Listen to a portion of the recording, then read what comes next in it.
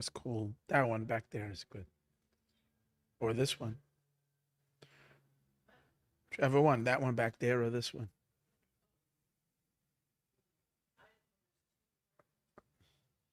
Yeah, you're better if that one is easier. Okay, everyone. Welcome, welcome. We're going to be learning now. This is going to be class number 4 in the Symbiosis of Body and Soul, which we began a discourse for Yonason a couple of weeks ago. We are holding over here chapter 9. So to connect where we were holding so that it will flow further, just a brief review. We were learning about the idea of the gain that happens when the soul descends into the body to rectify the body, to live life in the physical world, which means soul in body, and how that great gain that the soul gets from being in the body, it elevates the soul to a much higher place. And there's two explanations. Wait, 1 minute. I know what that is. 1 second. Just.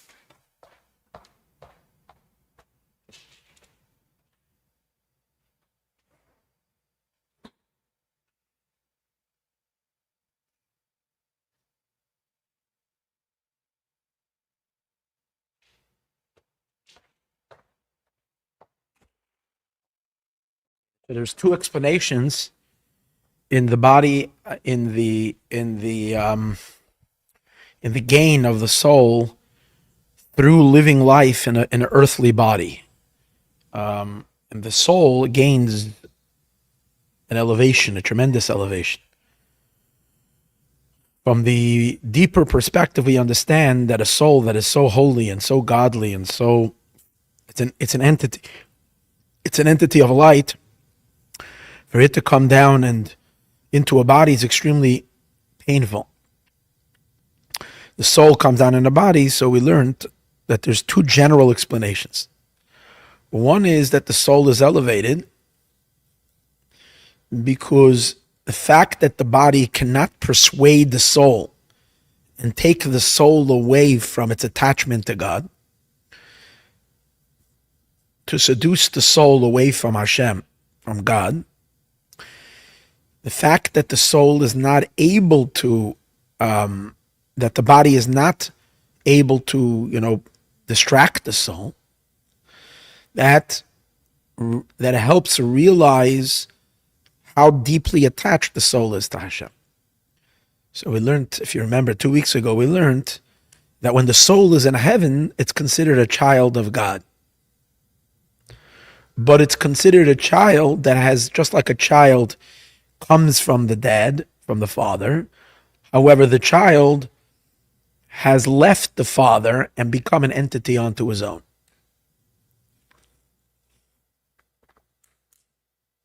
That's the greatness of being a child. That it comes from the Father. So being a child of God means the soul is derived from God Himself, which is very, very high. However, when the soul comes down in a body, it gets blocked. It gets removed from its royal environment.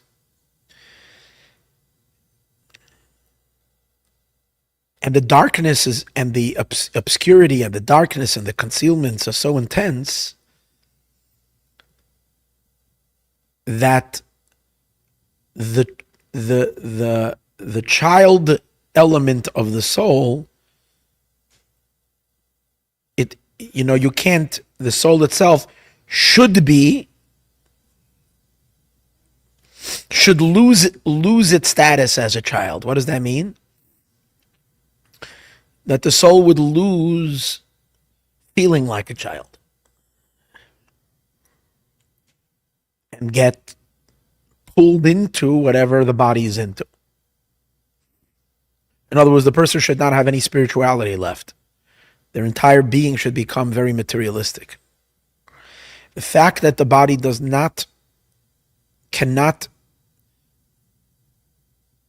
rip the soul away from its spiritual pursuits, if we're doing the right thing in life, if we're fighting, we maintain a connection. That means, as he explained in last class, that the soul is not just a child, but the soul is a child of God, like a child before the child was ever separated from the Father.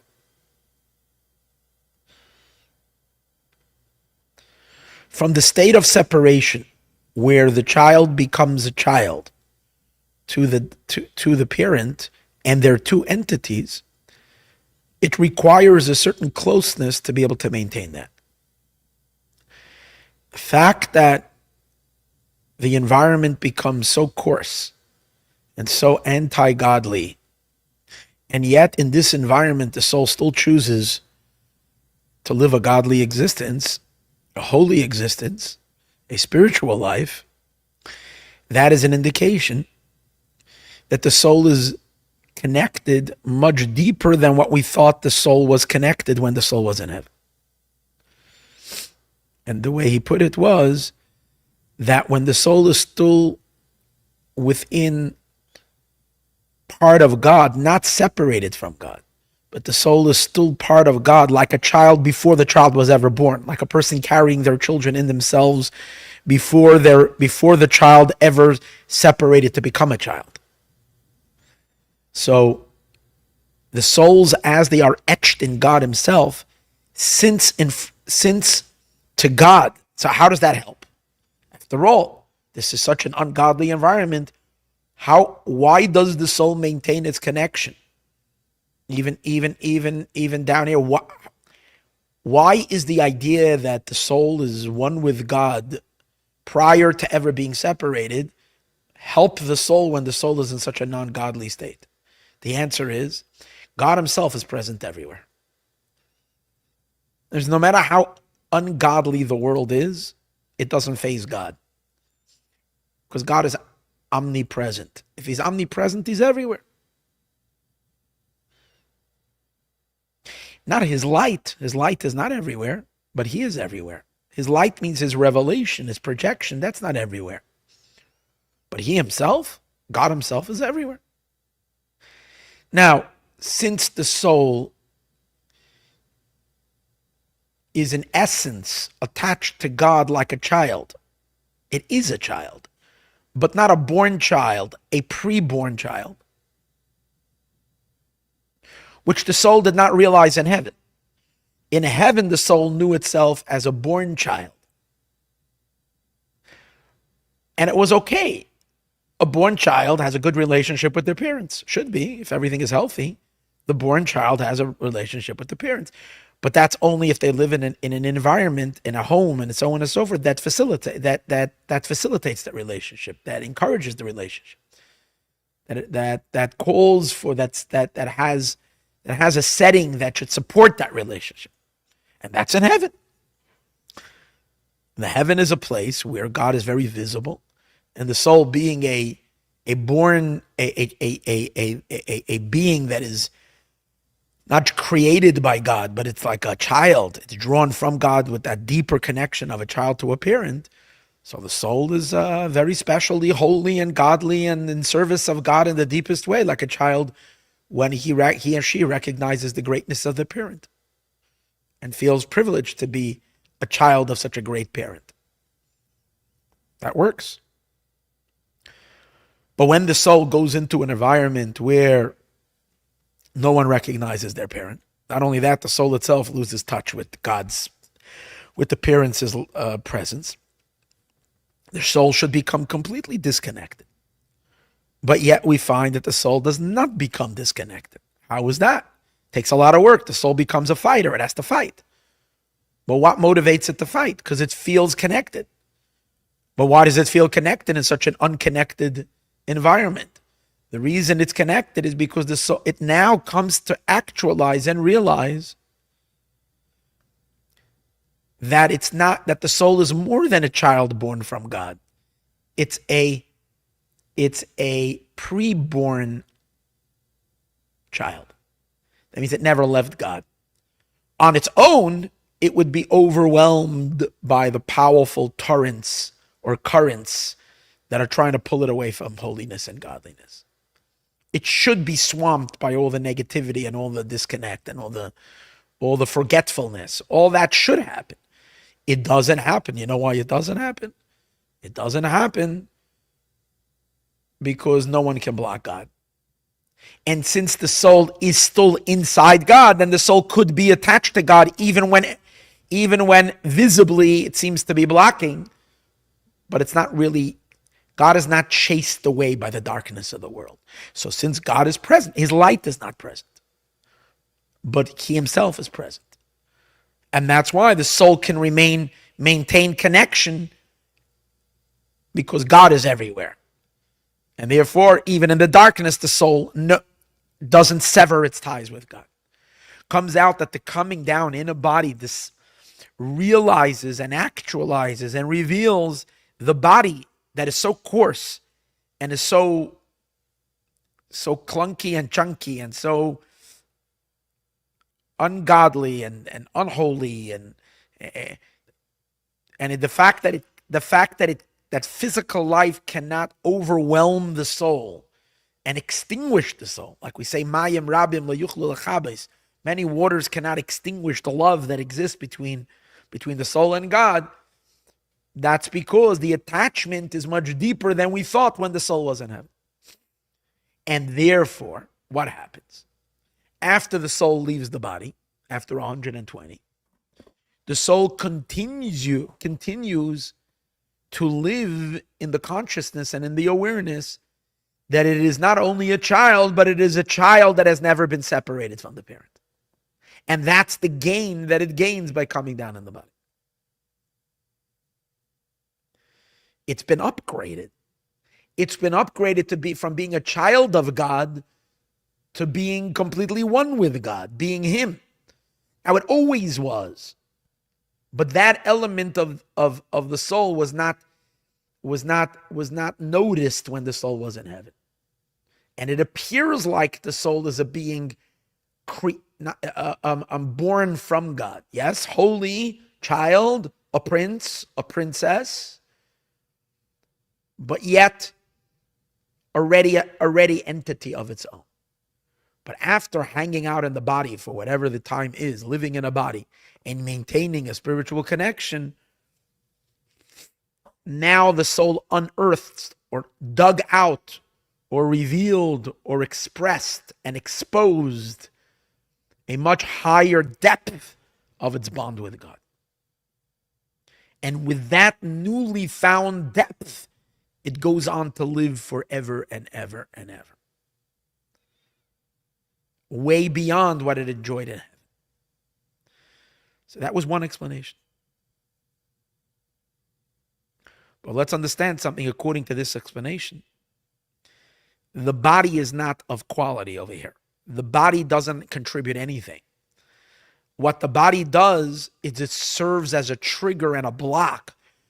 In other words, over here, the body is just, in a sense, a negating force. The body is something that we have to tolerate, because at best we tolerate the body because it's via and through the body that we will gain the ultimate gain. But there's nothing really to celebrate about the body. Quite on the contrary, the body is just an interferer. The body remains low, coarse, and ungodly, but rather, but the beauty is, through the body, the soul gets to express something magnificent about herself. According to this, once you're done expressing and exposing, you don't need the body anymore. The body's like a wrapper and could be discarded, and then we would kind of be able to accept that the soul will never return to a body once it leaves. Once it gained once it achieved what it needed to achieve, it doesn't need that experience anymore. It's like when the previous Lubavitcher Rebbe came out of prison, he said like this. He said, with all the money in the world, I would never, ever give up what I gained by being in that horrific time. Nothing in the world would ever make me sell the tremendous greatness that I attained going through that hellish experience. And no money in the world would ever pay me to go back into that experience ever. In other words, I've been there, done that, never again, but yet I cherish every moment of that experience. Once it happened, the gain was fantastic. So the soul looks at the body as the same way. Thank you, body, because through you, body, I'm able to. It was a hellish nightmare for me living inside of you. In the end, I made it through. I gained and I came through in flying colors. Because of that, I'm given the highest medals. I achieved the highest things. But if you're thinking that I'm ever going to go back again in a body, I don't need it, and I don't want it, and I don't want to see you ever again. That's kind of the relationship. And according to that, then the reward should be everlasting spiritual life in heaven.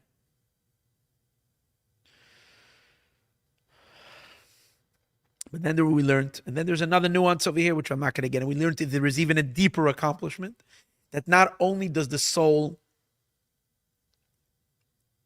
not get persuaded by the body, that the soul is able to dominate over the body. Spirit dominates over matter, notwithstanding the power of the material physical world. The seduction of the body doesn't overpower the soul. Then it's even possible a little deeper, that the soul not only is not impressed or not affected by the body, but it actually gains mastery of the body and changes the body too to become a servant of God. And that illustrates an even deeper connection of the soul's attachment to God. Like we learned that realizes how the soul and God are one, and that's why the soul has God's omnipotence. Not God's, before we spoke about God being omnipresent, now we're speaking about God's omnipotence. What's omnipotence? He can do whatever he wants. To make a body become compliant with God, to make a earthy animal soul,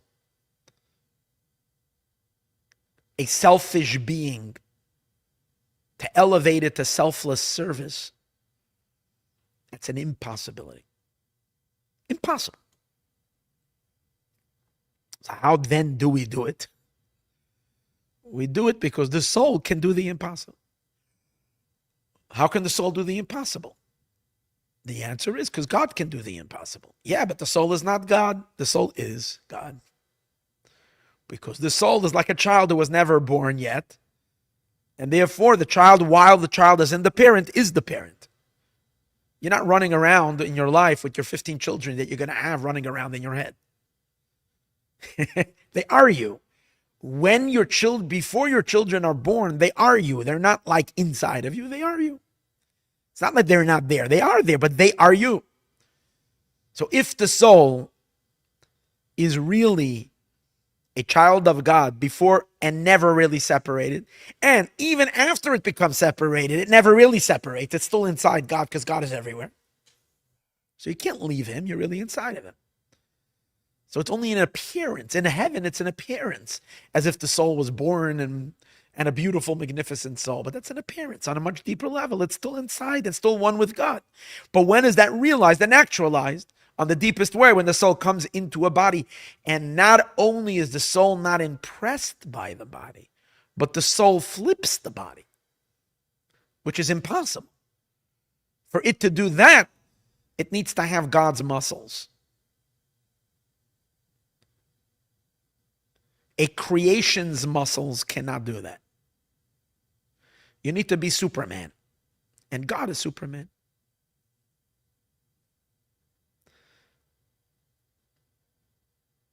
So again, what do we see over here?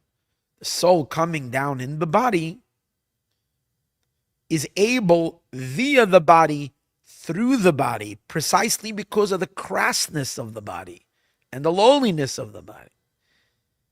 The soul is able to demonstrate who she really is.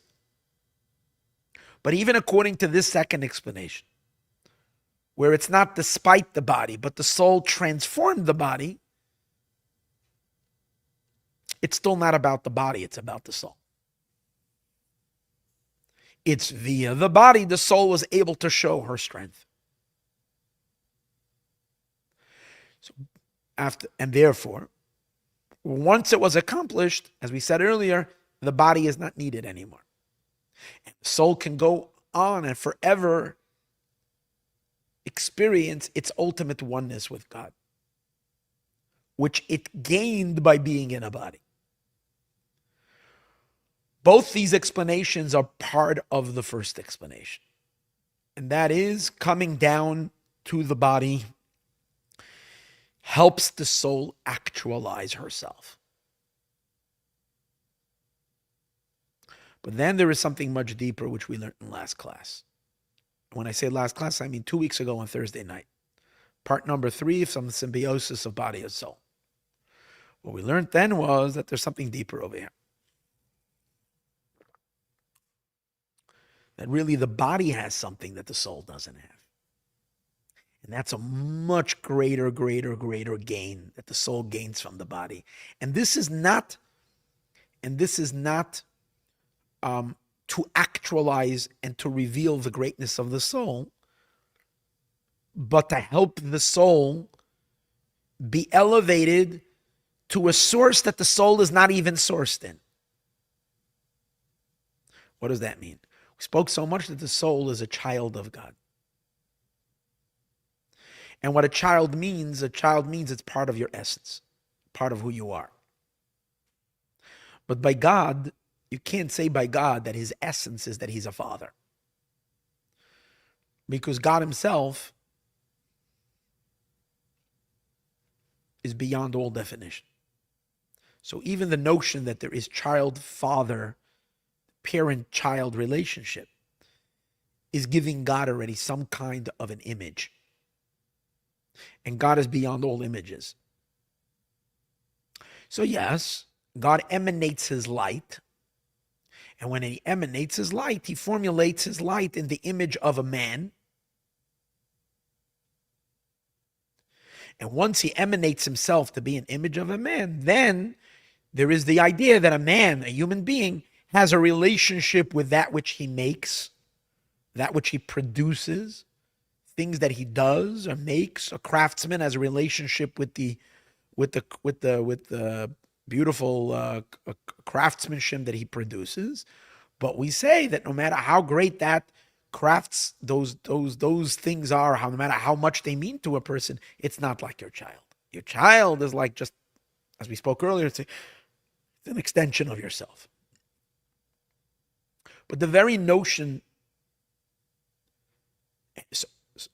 so once God descends into the type of being that God's light, and that light is emanating in a manner of a spherot, attributes, personality. And over here we say that supernal man above, like we say and speak of many places, that God is called a man. That's how he refers to himself. Supernal man above. So the man above has children, and the children are the souls. But that is within a certain contextual reality. But then there is God's essence that's beyond all of that. And over there, God is not a father. He's not within even the context of being anything and having any even one iota of being a father or being anything. He's utterly undefined, and that's his essence. It's beyond all definitions. And even that is a definition, but we don't know what else to say.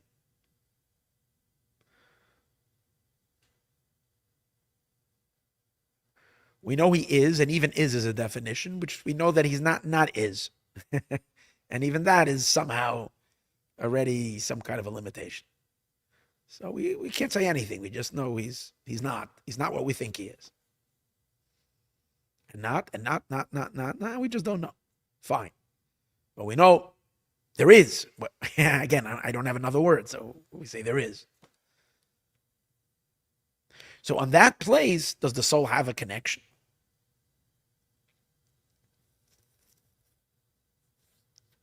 As a child, no.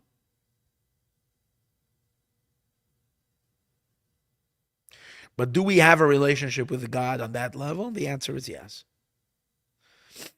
Because God chose us. Free choice is coming from the essence.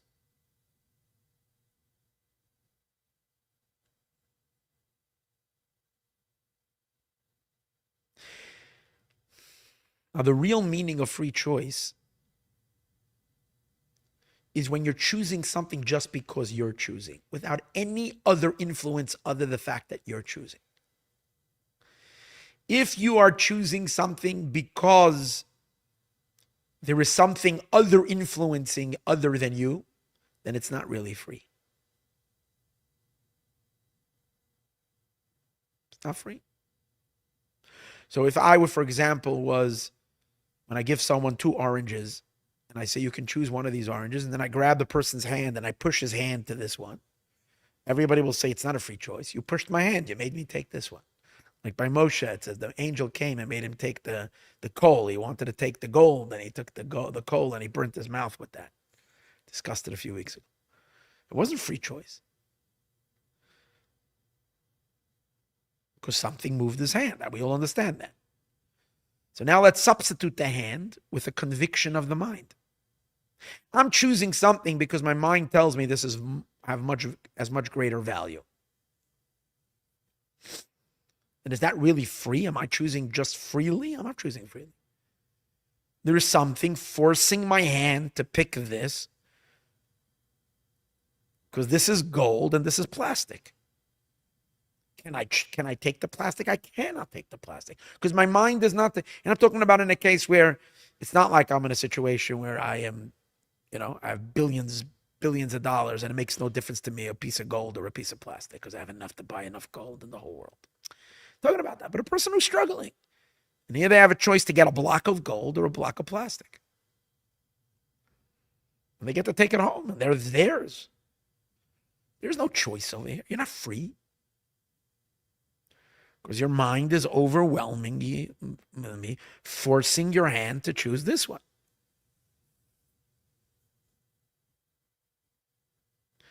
And therefore, on the deepest level, the real idea of choice is when you're choosing something between things that there is no quality over one over the other. Where things are absolutely equal. And therefore, there is no whatsoever implication or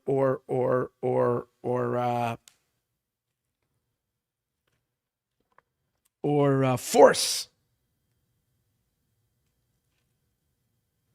that is directing you and influencing you to choose one A over B or B over A. They're truly the exact same thing. 2 pieces of gold, they weigh exactly the same. They look exactly the same. They're just the same polish. And you're given a choice to choose one of them. So you can just say, okay, I don't care. I'm giving you whatever. That means you can be completely disconnected from it. Or you can actually make a choice and say, me, uninfluenced by anything, am selecting A, or I am selecting B. No difference.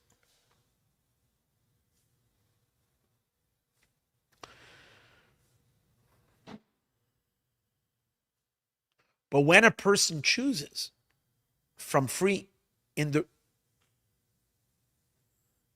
when a person chooses and it's from the truest sense of free choice, that which they choose, they become connected to, they become attached to from their very, very, very, very essence of self. And in that sense, it's even deeper than your relationship with your child. If it's a real free choice. Because your essence and it get locked.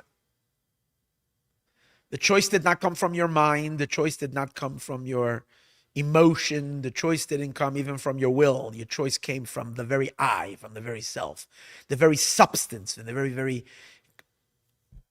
substance of being, of the essence of who you are. You chose it.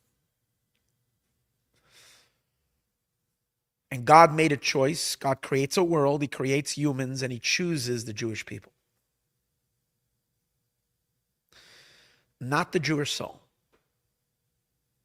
Because the Jewish soul is very, very, very different than the souls of all other beings.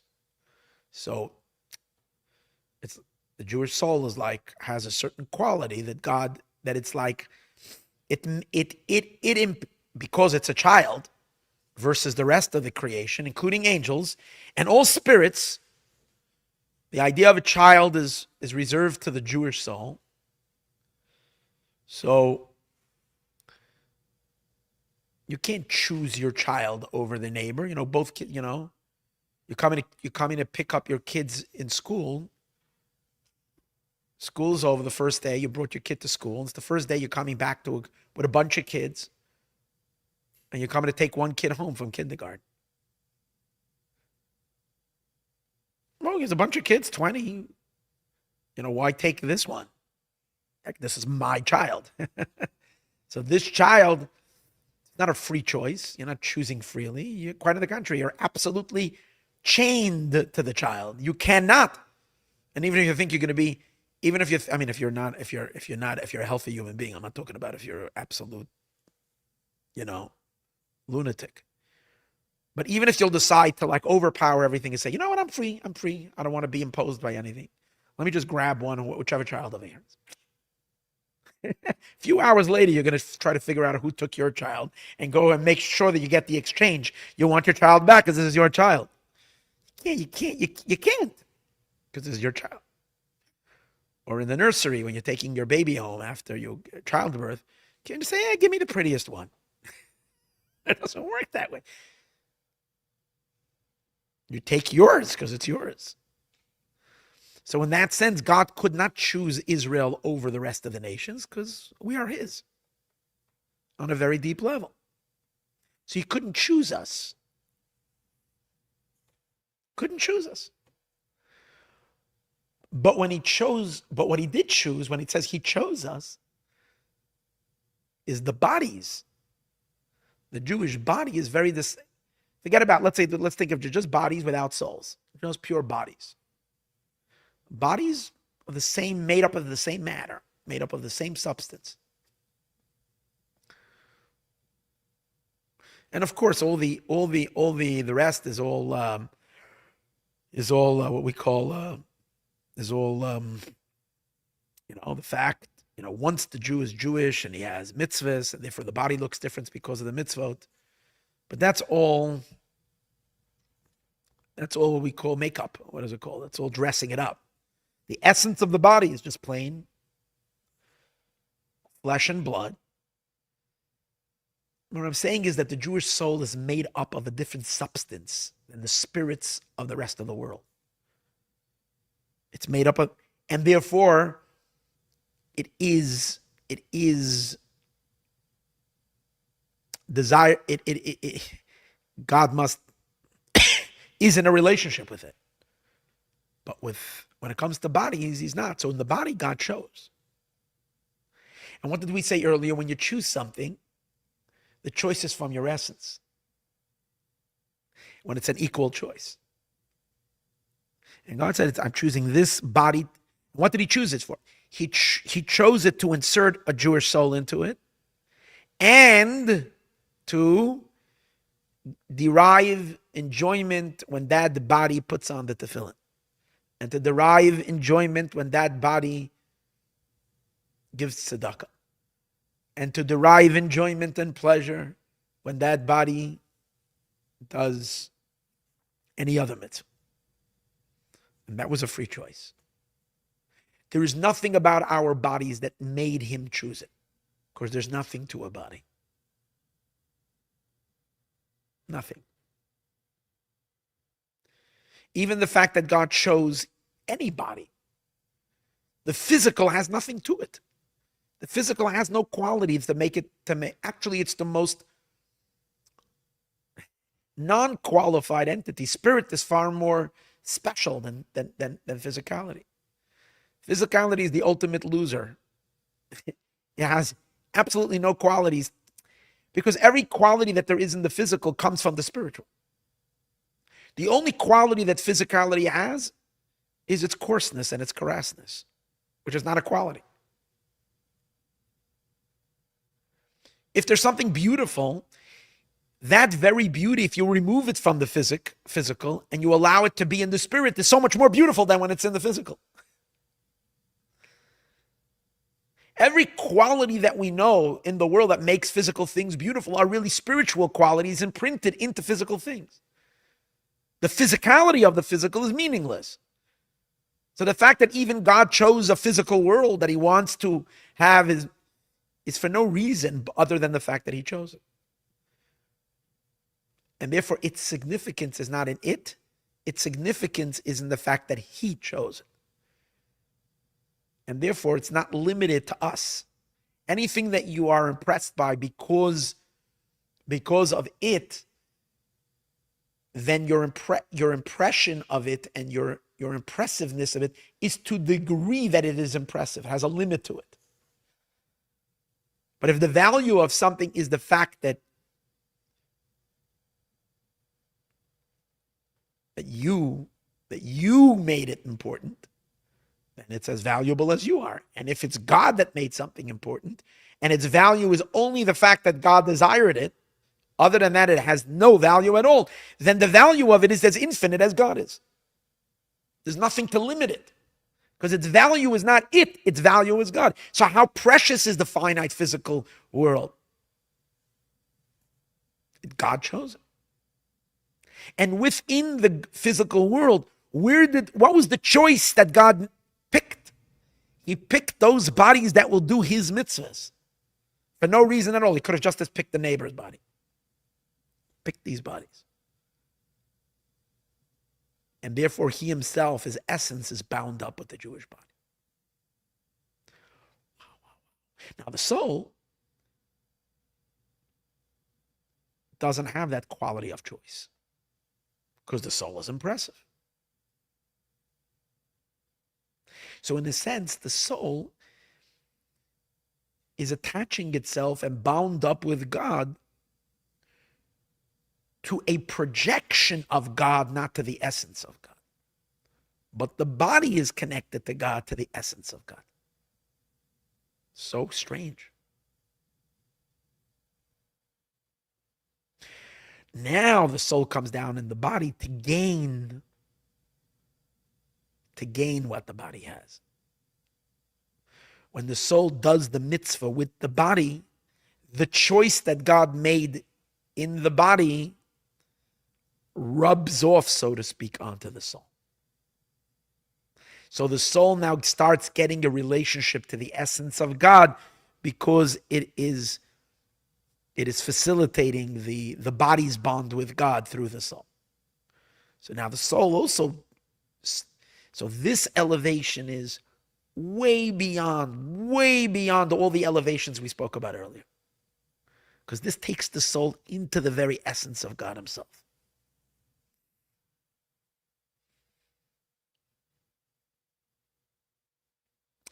Now, this quality is truly coming from the body, not from the soul.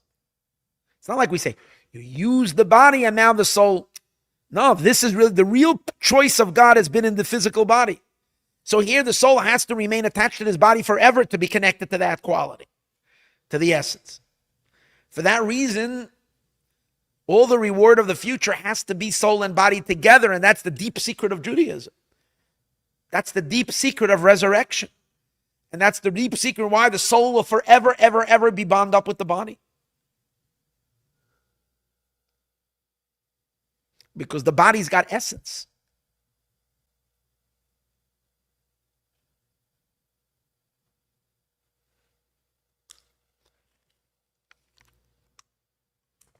The Rebbe does say,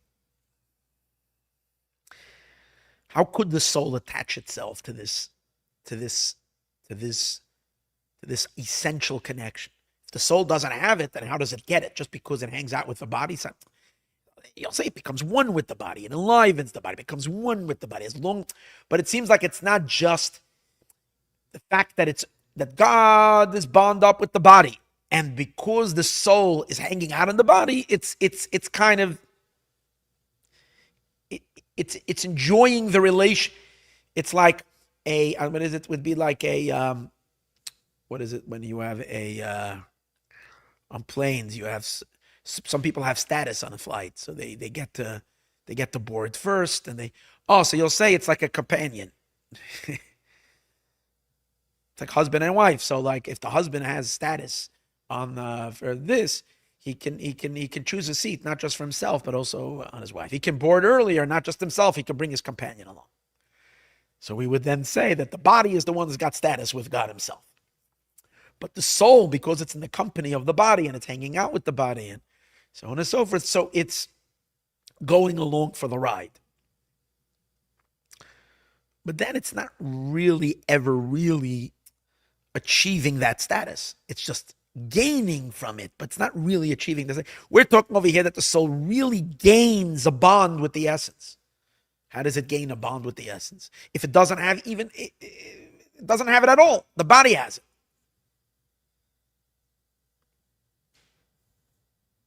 The answer is, and this is very important, it makes it much deeper. When we said before that God chose the body, God didn't choose a body. God chose us, soul and body. When God made a choice, was a choice that he's going to have. He chose who he's going to marry. He's going to marry the Jewish people. And that's body and soul together. And therefore, God chose the soul too. It's not that he didn't choose the soul. But the idea that he chose the soul, and that choice comes from the essence, is not expressed. Why? Because the soul is so beautiful. As we said before, because the relationship that God has with the soul is that the soul is a piece of God, is like a child of God.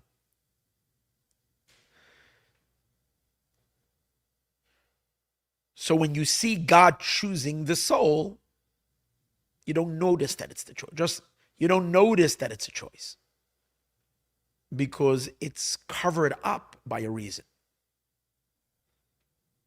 It's covered up by a reason.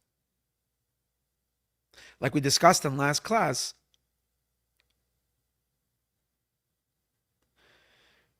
let's talk about children in general. A love from parent to child is not based on the qualities of a child. A parent loves a child because you're part of me. Parents love their children because their children are part of them. Very deep bond, very, very deep. Nothing, it's very like such a high and deep bond. However, when your children grow up and they become very lovable and very accomplished, then your admiration and your love for your children can a lot of times be covered up, become tarnished by externalities. In other words, the fact that you love your child is because really it's your child. But when your child is doing so well and so marvelous and so on and so forth, then you can't help loving them because they're so special. Then that itself is a concealment on your true love of them. So people don't really see that you're loving them because they're your child. It looks like you're loving them because they're so lovable. They're cute, they're smart, they're intelligent, they're accomplished, they work hard, they've done so much, they've done such great things, whatever it is, whatever the reasons are. In other words, the same reason that other people love them, the parent can also be loving them. And that's why we say that the true love of a parent to a child is expressed precisely in those children that don't have any qualities. When you have a child that doesn't have any quality, a lot of times you have children that are born with serious deficiencies, whatever that is, mental, emotional, whatever. And it makes the child be very, very unimpressive, let's say. And yet you see parents love these children to no end. Their entire life are obsessed just with caring for these children. And sometimes it looks like these parents love this child more than their other children.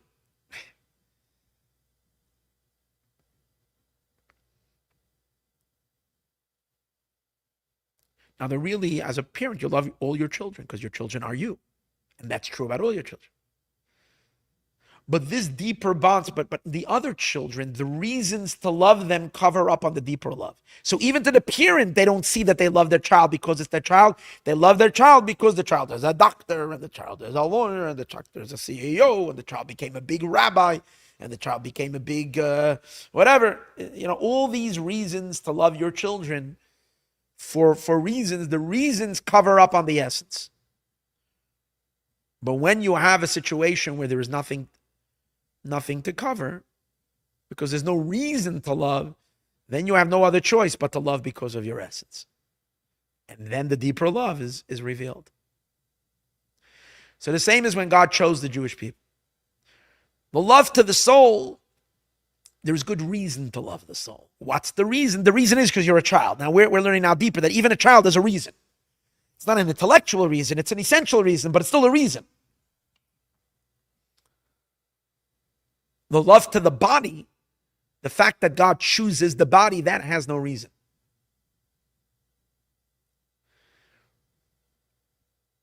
So really God chooses the soul as well. But why would he choose it? He doesn't have to choose it. Because even the fact that put it this way, did God have to be, we said before, God emanated light.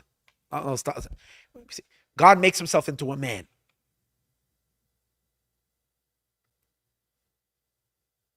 What compelled God to make himself into a man? Oh, he expressed himself. When God expresses himself, he's a man. Then he's very defined. So why is God a man? God chose. Everything starts in the essence of God where he makes a choice. So even the fact that he is projecting himself to be a man, that's a choice. And he's projecting himself to be a father. And he's choosing for himself to emanate as a father. And he's choosing for himself that these will be his children. The whole notion to God is all beginning with a choice. The very thing that the souls are his children is because he chose them to be his children. But once he chose them to be his children, in other words, he chose himself to lower himself down. He chose from a place of he didn't have to, from a place of utter free will to create a universe and to be and one of his elements with this world is to be a father and to have children. And from amongst the masses, he will have these particular children, will be his children. So therefore, the soul becoming a child is also really based on a free choice. But we don't see that. Because once the light is emanated, and once God is a father, and he's operating from the mode of a father, then he's kind of bound with the rules of a father. And then you don't see the fact that he's choice. This is who he is. He's a father, and we're his children, and therefore he loves us. He has to love us. But will anybody ever question, well, why are you a child? Well, because I'm a child. Yeah, but whoever established that God needs to be a father, that he needs to have children? He chose that. That means that really he chose the soul to be a child. But no one is asking so far. Once you see a soul being a child, once you see parent-child relationship, we understand the love. No one is digging deeper than that. So even though there is a much deeper undercurrent over here, no one is paying attention to that. So when you see a relationship between God and Israel on a soul level, the choice element, which is from the essence, is not visible. What's visible is, it's his children. Of course he's going to take care of his children. He can't help but take care of his children. He can't help but rescue his children and do miracles for his children. And that's why the Jewish people have a miraculous story. Because God is their father. And as a caring father, he will take care of his children.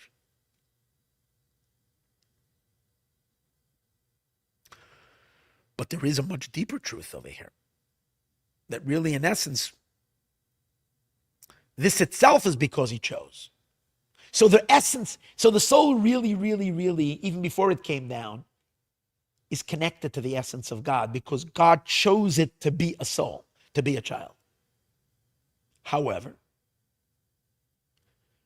because once God projected the projection and the soul comes into being as a child, the soul is now deserving for the love because it's a child.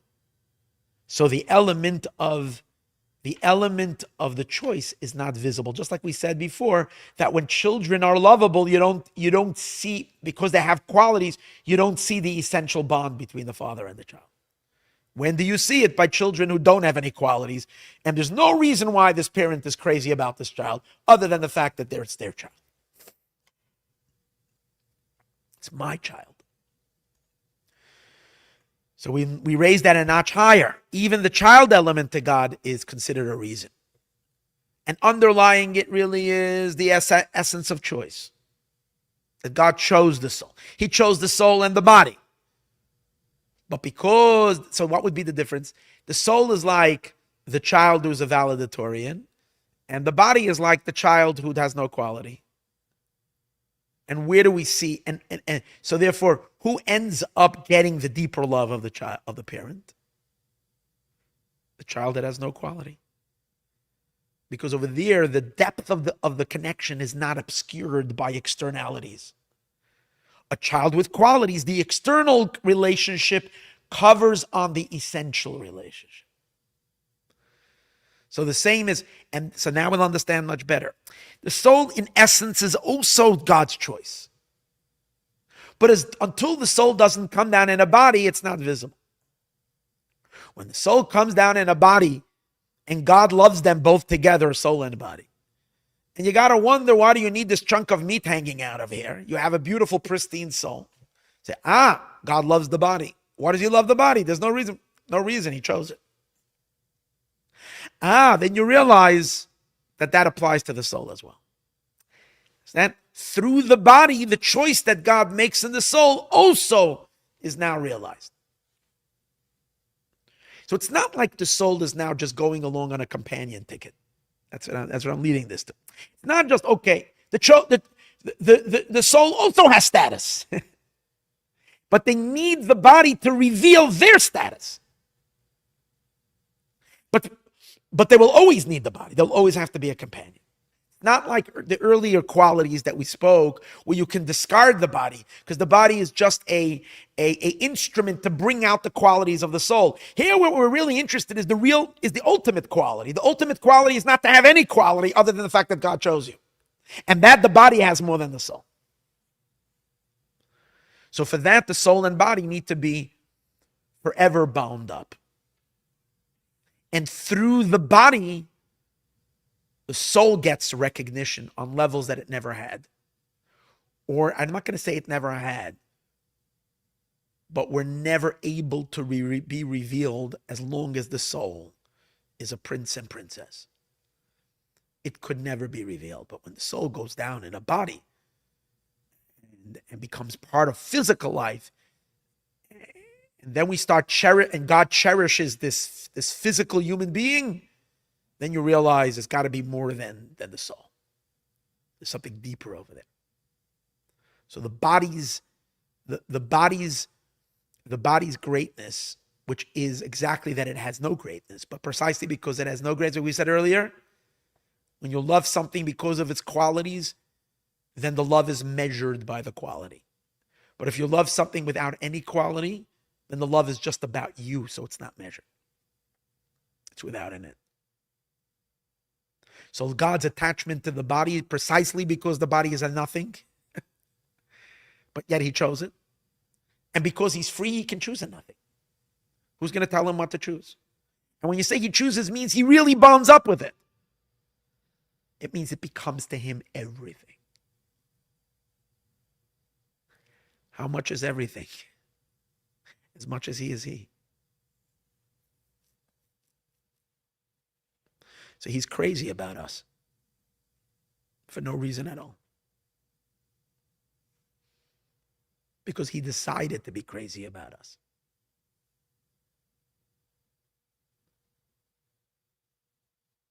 And there's nothing to limit then his craziness about us. And when I say crazy, I mean precisely that word. I mean crazy because craziness means a certain limitlessness. What's a crazy person? A crazy person is someone who doesn't have their mind constricting them. They're not governed by reason. And in this sense, God too is not governed over here by reason. It's utterly beyond reason.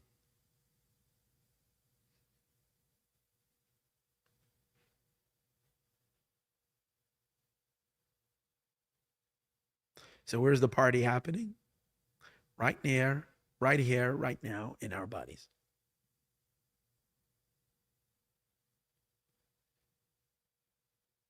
It's boring to you. It's not boring to God. The entire God who created all of the cosmos and all of everything and runs everything and knows everything and what is he crazy about? Every moment of your physical life.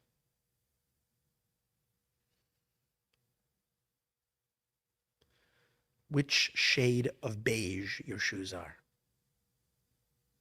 He's crazy about it because it belongs to your body and it belongs to your physical life. Every little detail of your physical life. He's busy on his phone looking at the pictures of every second of what you're choosing and what you're making for dinner and because he's crazy about us.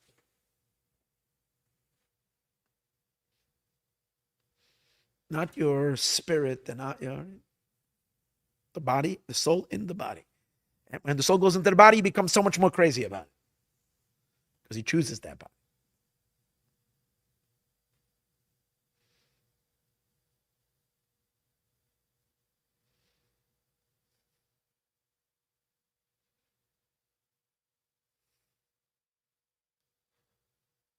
So how important is our bodies?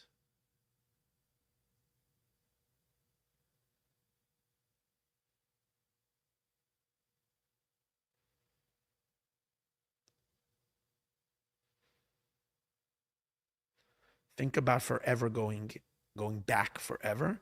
Think about forever going forward forever. Think about the entirety of everything. Because God is the source of everything without a beginning, without an end, with absoluteness. And he wills the body. And the importance of his own essence is now transmitted to the body.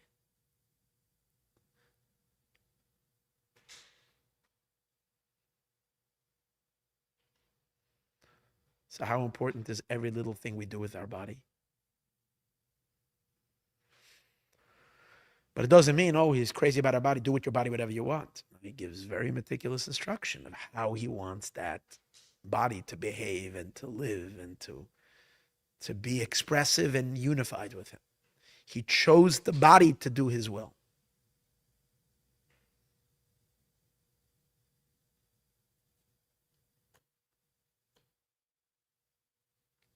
Big stuff. Very big. Okay, I think this was the introduction. So Pisa, based on all of this, we begin chapter 9. Pisa and all of this. Yovam will understand.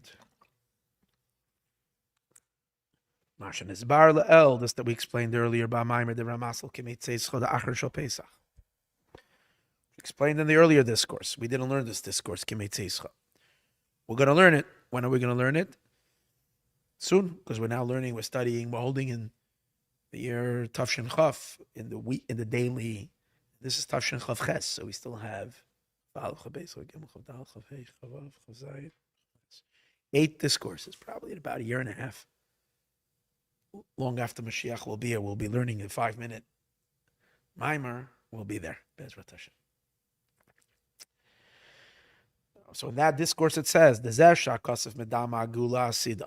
the pasuk compares the future redemption. The Yetzias Mitzrayim to the redemption of the exodus of Egypt. We find there's a comparison between the previous redemption and the future redemption. As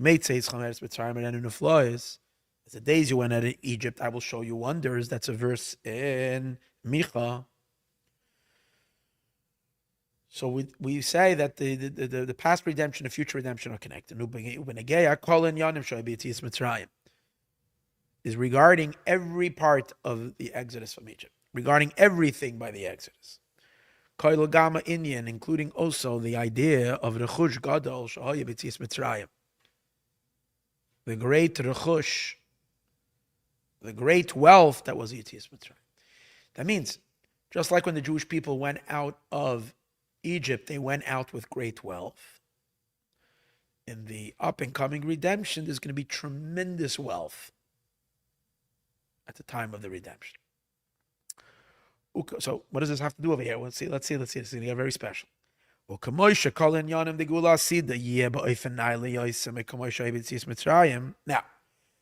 this that we compare the future redemption to the past redemption is only to give us kind of an outline.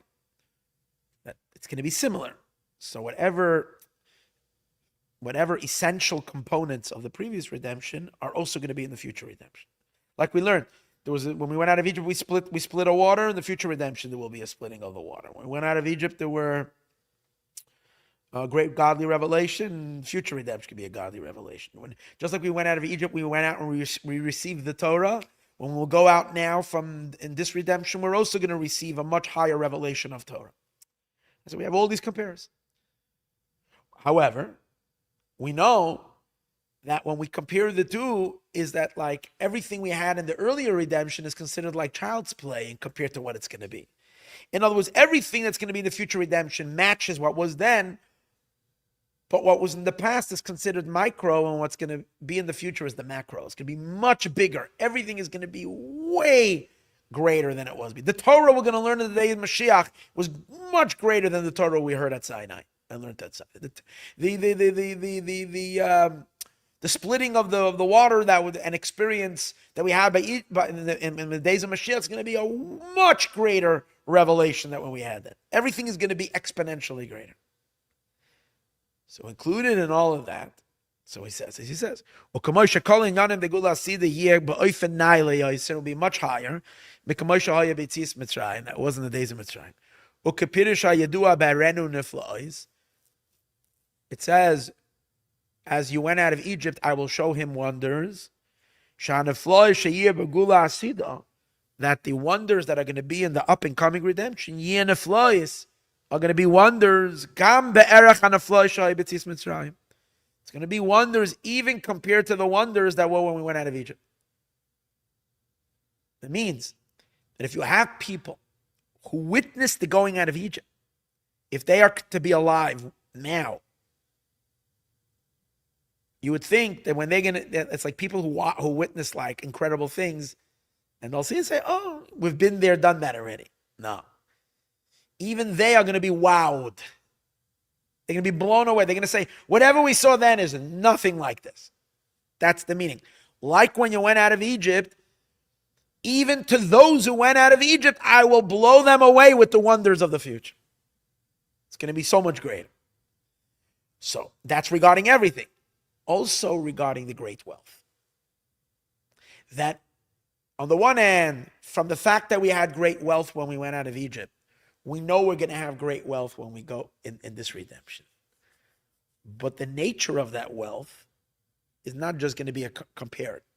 We were wealthy then, we're going to be, no, now it's going to be at a whole new level. Al derech zeh b'negei l'rachush gadol, the great wealth, shahaya b'yeh begeula asida, that's going to be in the future redemption. Shurachush gadol, it's considered a great wealth. Gam be'erech harachush gadol shaya b'tzias Mitzrayim. Even to those who went out with the treasure chests of gold, they went out of Egypt, they emptied out all the wealth of Egypt. They were so incredible wealthy. Even to them, they would be, wow, this is like a whole new level. Because the rechush gadol is going to be. We can move on, and it's understood. Gam and Marsha Amar Azal, this that the sages say, Joseph hid 3 treasures in Egypt. One of them Korach found, and that's why Korach became so wealthy. The other one was found by the great Roman Emperor Antoninus. He was a crazy wealthy Roman emperor, and he enriched the Roman Empire very big. But the third one, Genuza L'Tzadikim, is hidden for the righteous, La'asad Lava, in the time of Mashiach. Now, even though obviously this has great spiritual meaning, the wealth that Yosef hid, it's like we're speaking about the 5 times Tov that are being revealed this year from the hidden Tov. Let's hope, right, that this is all related to Yosef. So it has spiritual meaning, but also ein inyan yotzei midei pshutai. Everything is also to be understood in the literal sense. We're going to find the treasure of Yosef, and that third part of the treasure is much greater than everything else. That this treasure that was hidden for the future, tzadikim in the future, in addition to its spiritual content, it's also physical silver and gold. You say to Mazen, not only that, so we are to expect that we're going to become extraordinarily rich. But even more than that, in the days of Mashiach, what does the Rambam say? All delights are going to be available like dirt. Kipsaktin Rambam, like Rambam says. That means we're going to have every kind of delight, physical delight, that possible. But the Rebbe is asking a big question. The tzarech bir we need to understand. The concept of Yonason Mashiach is that we're going to reach maturity. We're going to be spiritually mature. We're going to start appreciating God. So who cares about the physical pleasures and delights? Who cares about having nice things when you have access to God himself? When you have access to prophets? When you have access to the greatest wisdom ever? Who needs the gold and the silver? Why is it even important? Physical delights? Delicious food, beautiful experiences in the physical world. Why? Same question is asked on this week's Torah portion. Torah says, if you will do the mitzvahs, I'll give you rains, I'll give you prosperity, I'll give you your fields will grow, your crop will be numerous. Same question is asked. Shouldn't people who are serving God be on a higher plane? God should have said, I will enlighten you with the greatest enlightenment. I will teach you wisdom. I will lift you up and endow you with great spiritual qualities. I'll give you spiritual bliss and ecstasy. What is he talking about? And the sages go on to elaborate that when Mashiach will come, the kernels of the wheat. Now, how big is a wheat kernel? Small. The wheats are going to be like large kidneys of an ox, each kernel of wheat. And what kind of flour it's going to produce. And wheat is going to be as tall as palm trees. And we're going to reap everything's going to be expedited. The day you plant, that day you're going to eat the fruit. And not only is the fruit's going to be, and also all trees are going to give forth fruit. Even the trees that are now barren, now we only have a small percentage that are fruit trees. Most trees are barren. Mashiach will come, a whole new bunch of fruits are going to come out. No fruits that we don't even know. We're going to be able to make shechiyanus, a whole bunch of good shechiyanus. And what else is going to be? It says of all these things. The ground is going to give forth finished baked products.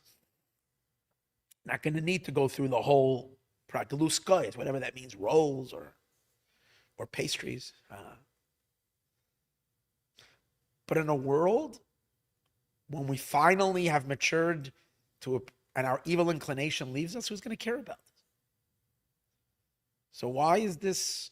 Why are we told about this, and why is this a big deal?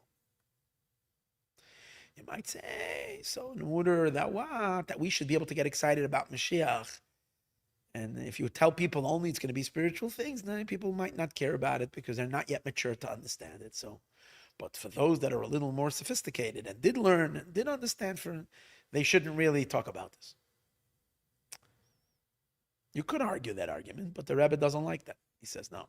If there's going to be all these things, means it's going to be significant. It's going to be enormously significant that there should be all these physical delights and all these physical pleasures. Why? So listen to the brilliant explanation. The idea of the days of Mashiach, then the world will be filled with knowledge, like water covers the sea. And physical stuff, physical matters, will not occupy space. Physical things won't have any value in that incredible world of Mashiach. Va'ad, so much so, the world will not be occupied only to know God. Why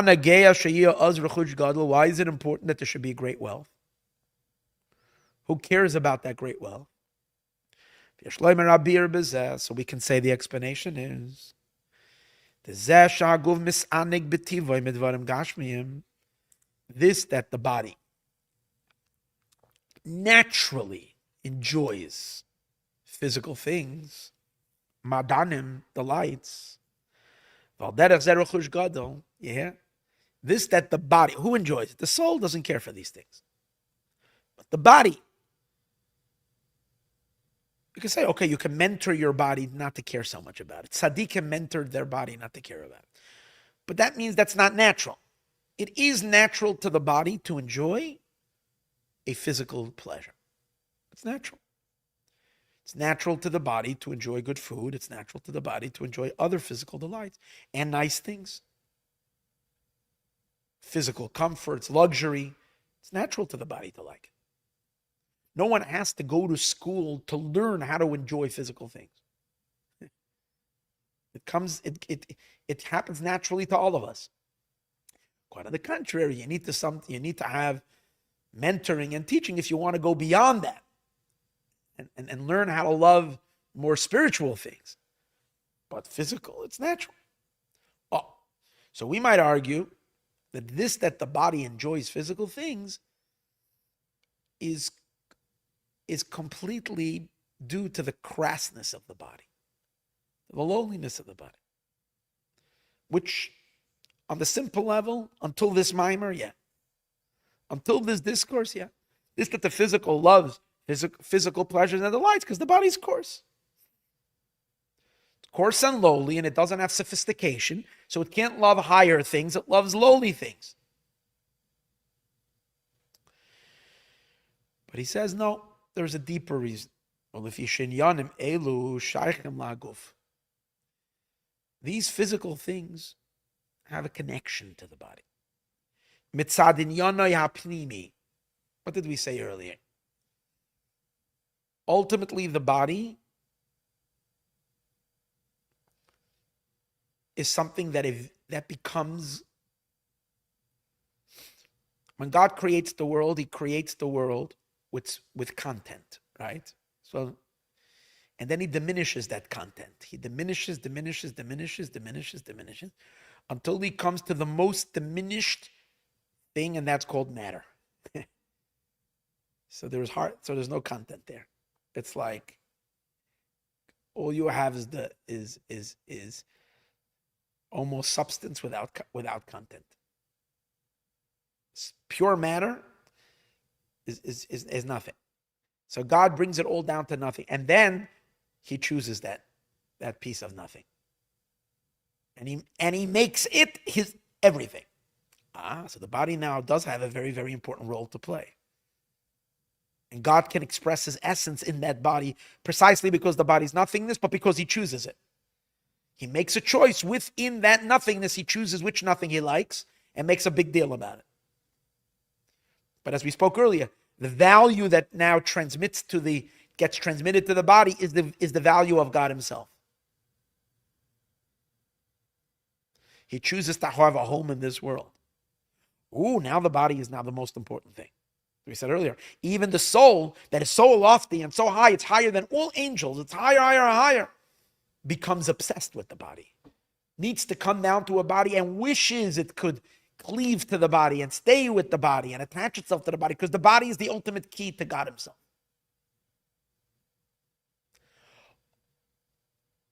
So once we understand and appreciate that, so we realize that all the stuff that comes out that the body ultimately is the most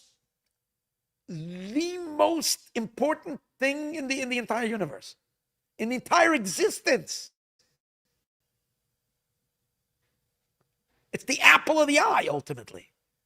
It's like the inner. Once we understand that, then we realize that that all the stuff that the body is attached to can't just be random silliness. They have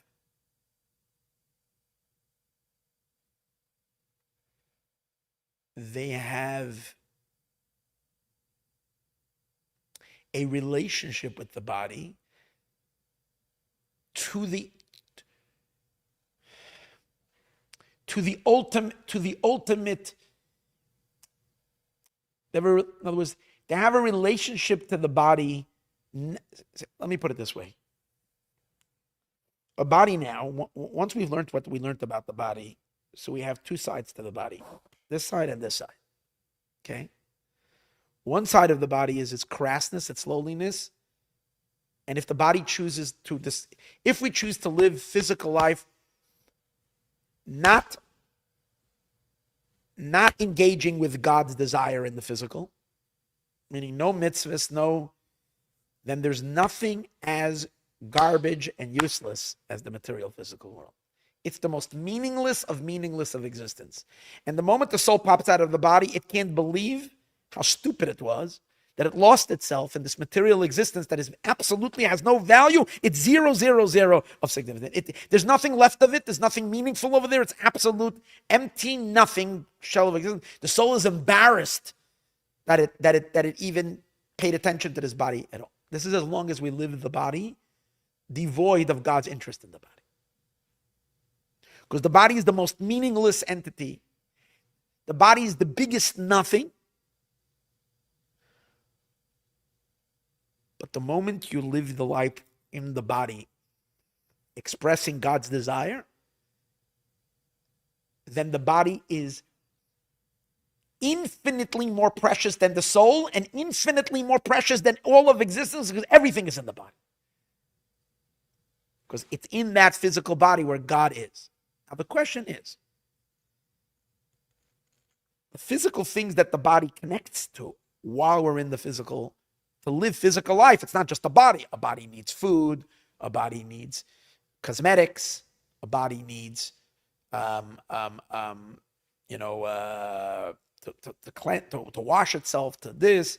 The body needs a bed to sleep on, a comfortable bedding and furniture and a home and shoes and all the stuff, right? And an exercise machine or whatever.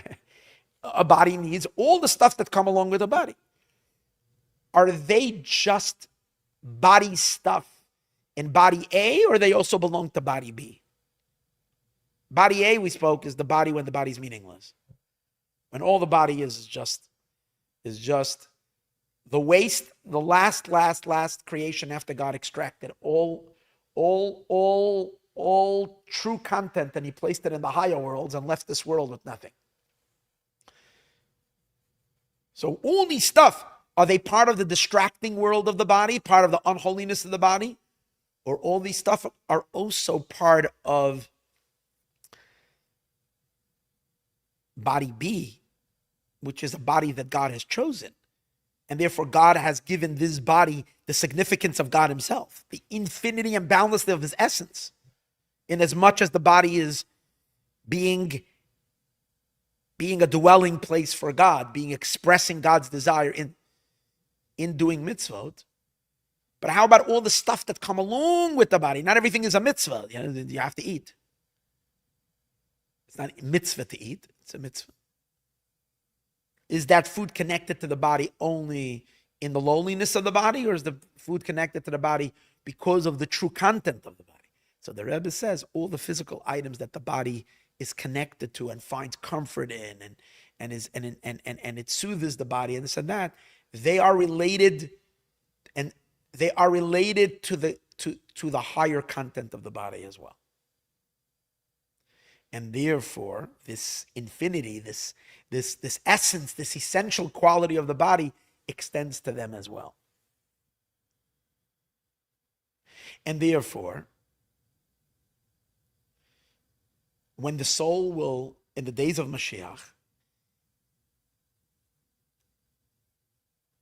and we will have access, unrestricted access to spirituality and to the greatest lights, what is still going to be most precious is our bodies.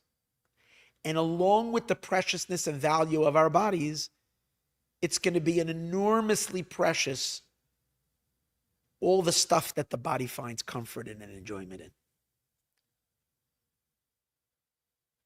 And we're going to see in that the essential bond with God, more than in all the spiritual trips that the soul is going to take in ecstasy and bliss as a soul is entering into spiritual world. In other words, sitting down and enjoying a coffee in a coffee shop in the days of Mashiach is going to contain more value than the highest spiritual journeys of the soul, because it's all in the body. And that's why when we're not going to dismiss the Rechush Gadol, we're not going to dismiss the things that are naturally comforting and delicious and beautiful. A body enjoys a beautiful environment, a night. Obviously, we say the body itself doesn't. When the soul is in the body, the soul as a human being, incarnated in a physical body, enjoys to be in a beautiful mansion and to live in a beautiful mansion. So when Mashiach will come, we will have that mansion. And it won't be just pacify the body. It will have the incredible significance of what the body in general contributes. So the physical wealth will have unlimited, literally unlimited meaning in Mashiach's world. And that's why it is spoken of.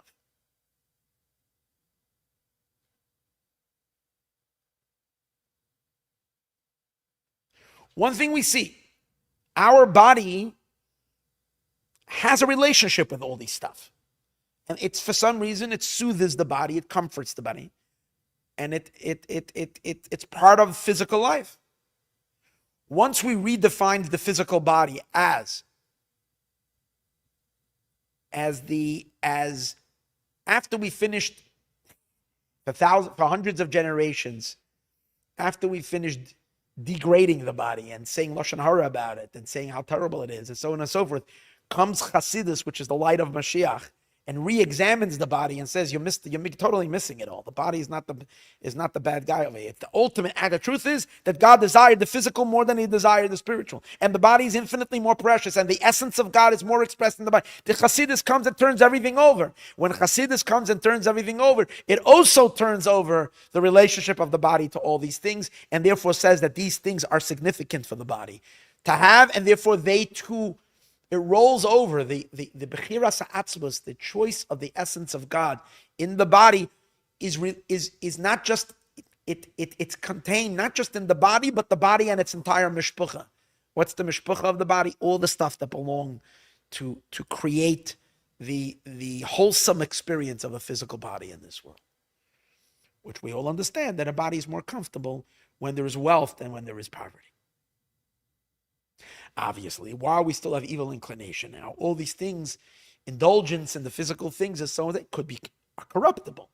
And it can turn us into body A, not body B, a body that's the body the way, just plain body, which out without God, and then it's terrible.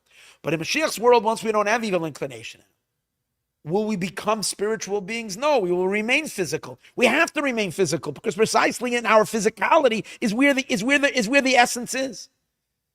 So if we have to remain physical, we have to remain with the physicality and all the stuff that's physical, that the physical body appreciates.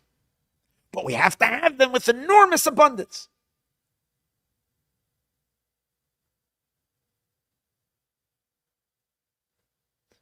This is so revolutionary.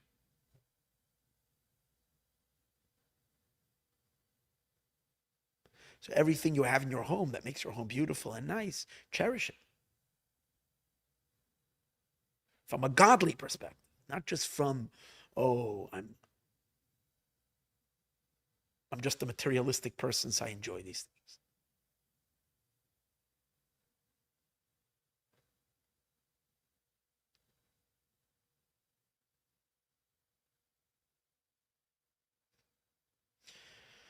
So let's read it over here. The reason why this that the body enjoys naturally physical things, madanim, physical delights, good pastries, and also wealth. We like jewelry. We like other fine clothing. These things have a relationship to the body, not just because of the crassness of the body, but also because of the inner content of what the body is, which is a place where God can facilitate his choice. And this is what the Rebbe emphasizes over here, and the connection that the body has to these things, is not only because of the crassness of it. The Rebbe is not dismissing it. Yeah, as long as we're crass and we're not thinking about God, then even our relationship with these things is because these things make us even more crass and more coarse and take us away from spirituality. Then it's not good. But the moment we reorient ourselves to appreciate that the body has the deepest value in God's eyes, the deepest value. So therefore the body is infinitely precious. Then we can reapproach again the physical pleasures and the physical objects and stuff that are part of our wealth and part of our thing, and cherish them along with that as well, that they are too part of this experience.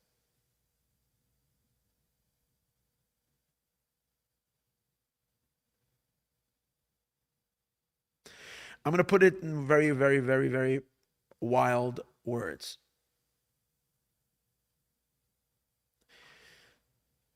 When we say that in Mashiach's days, God is going to have a home in this world, and he's going to merge completely, be fully manifest in this world, where is he going to be manifest? Everywhere, but primarily in the human being.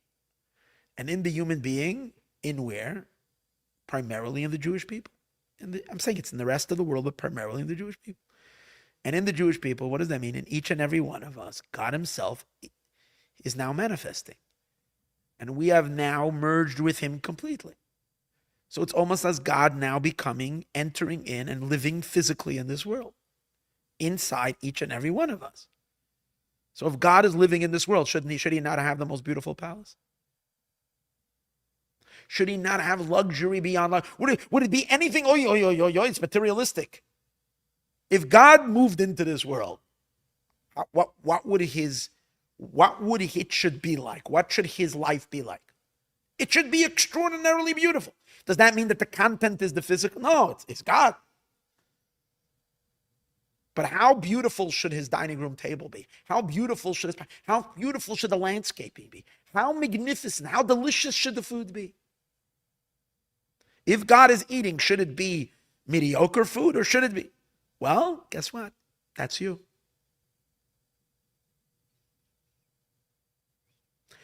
See, this is not what we're realizing. We're not realizing that we are actually in a state. That's the point. We're merging with him. Because there's going to be a complete merger of God in the world. He's living here inside through each and every one of us. Of course it should be wealthy. Of course it should be without. And it's not crass.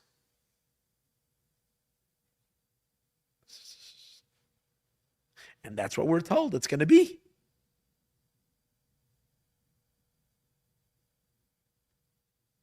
Are you going to become him? No, you'll be you. But you are him. That's what it is. Are you going to stop being, no, we really are him. We really are God's as he, now we experience disconnect. Obviously, at that point, because of all the purifications and mitzvahs that we did now, we won't have disconnect anymore. We're going to be in a state of attachment and connection to him all the time. In a physical world, embodied in a physical world.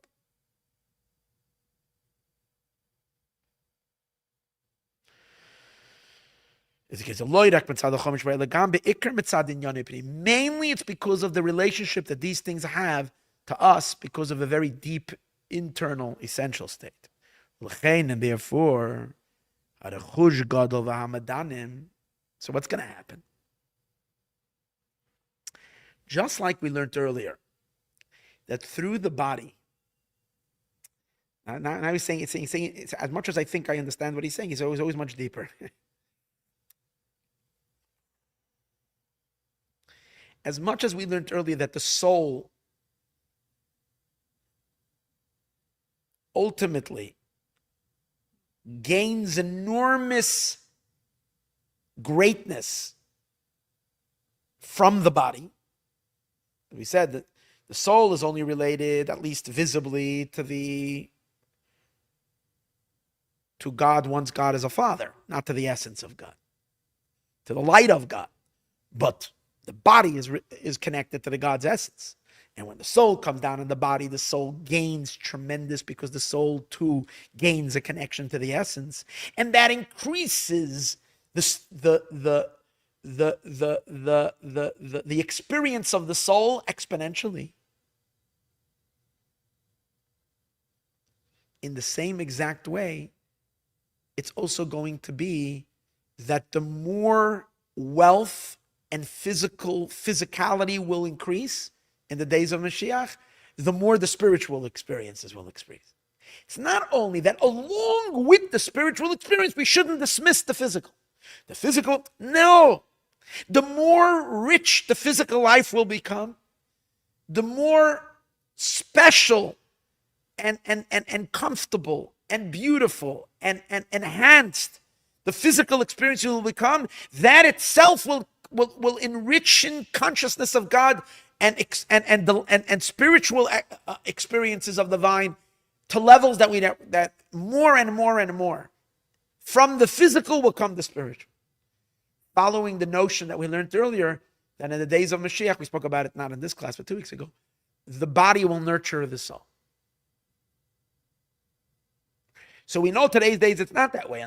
When I say today's days, I mean throughout the exile and from the beginning. Generally, the sages say the more you indulge the body, the more it dampens the soul. Because today our indulgence is not in. Today the body is still a little bit body A, not body B. It's not. We're not fully cognizant and not fully experiencing our body as a interface to the essence of God. We're seeing the body as a coarse being with its own interests. We're not looking at our body just as an opportunity for a mitzvah. We see our body for some of its own things as well. But once Mashiach will be and our bodies will be fully synchronized, then what? our physical experiences will enhance our spiritual experience. It's going to be different than today. Today we say, the Gemara says a person doesn't have thoughts of sin only from a full stomach. A full stomach, that's when you start thinking about sinning. Because it courses. Mashiach will come to the opposite. You'll eat dinner, you'll suddenly want to daven and learn and inspire. Everything in the physical world will drive you towards a deeper soul experience.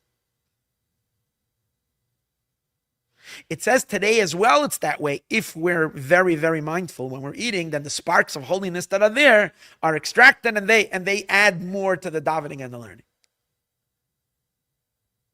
But today's days we say, it's by ignoring the physical pleasure of it and thinking just about the spark. But in the days of Mashiach, no, it's the very physical experience itself. The enjoyment of the physical. It's like eating on Shabbos, where the eating of Shabbos itself is a mitzvah. The enjoyment is a mitzvah. That's when it's going to be the days in which every physical experience will lift the person into a deeper bond with God.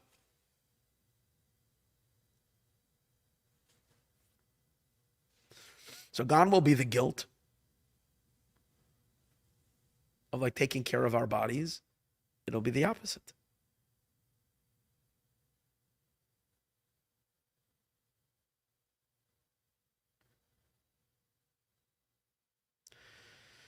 And therefore, through the great wealth and the delights, that's going to add that itself is going to increase knowledge of God. More physical delight and more physical pleasure will pump knowledge of God, because it's connecting us to the essence, and the knowledge of God comes from the light. But the more we're expressing the essence, the more light is shining, the brighter the light that's coming from the essence.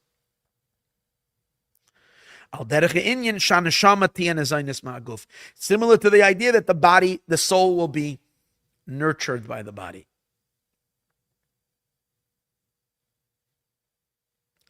I feel like these ideas that we just learned, it's almost forbidden to learn any further, just to just to sit and think about this for at least a week. It's like, this is so crazy. This is new. No one ever spoke like this. That's what I'm telling you. Till the Rebbe and these sichas and these maimarim, my mind-blowing maimarim. Even in Chassidus, this is Chodesh. This is Mashiach. This is futuristic. This is not. And the Rebbe's basing everything on what it says, but the way the Rebbe is revealing it in such a it's crazy. And this takes all of Judaism and flips it upside down, the way we've always understood it.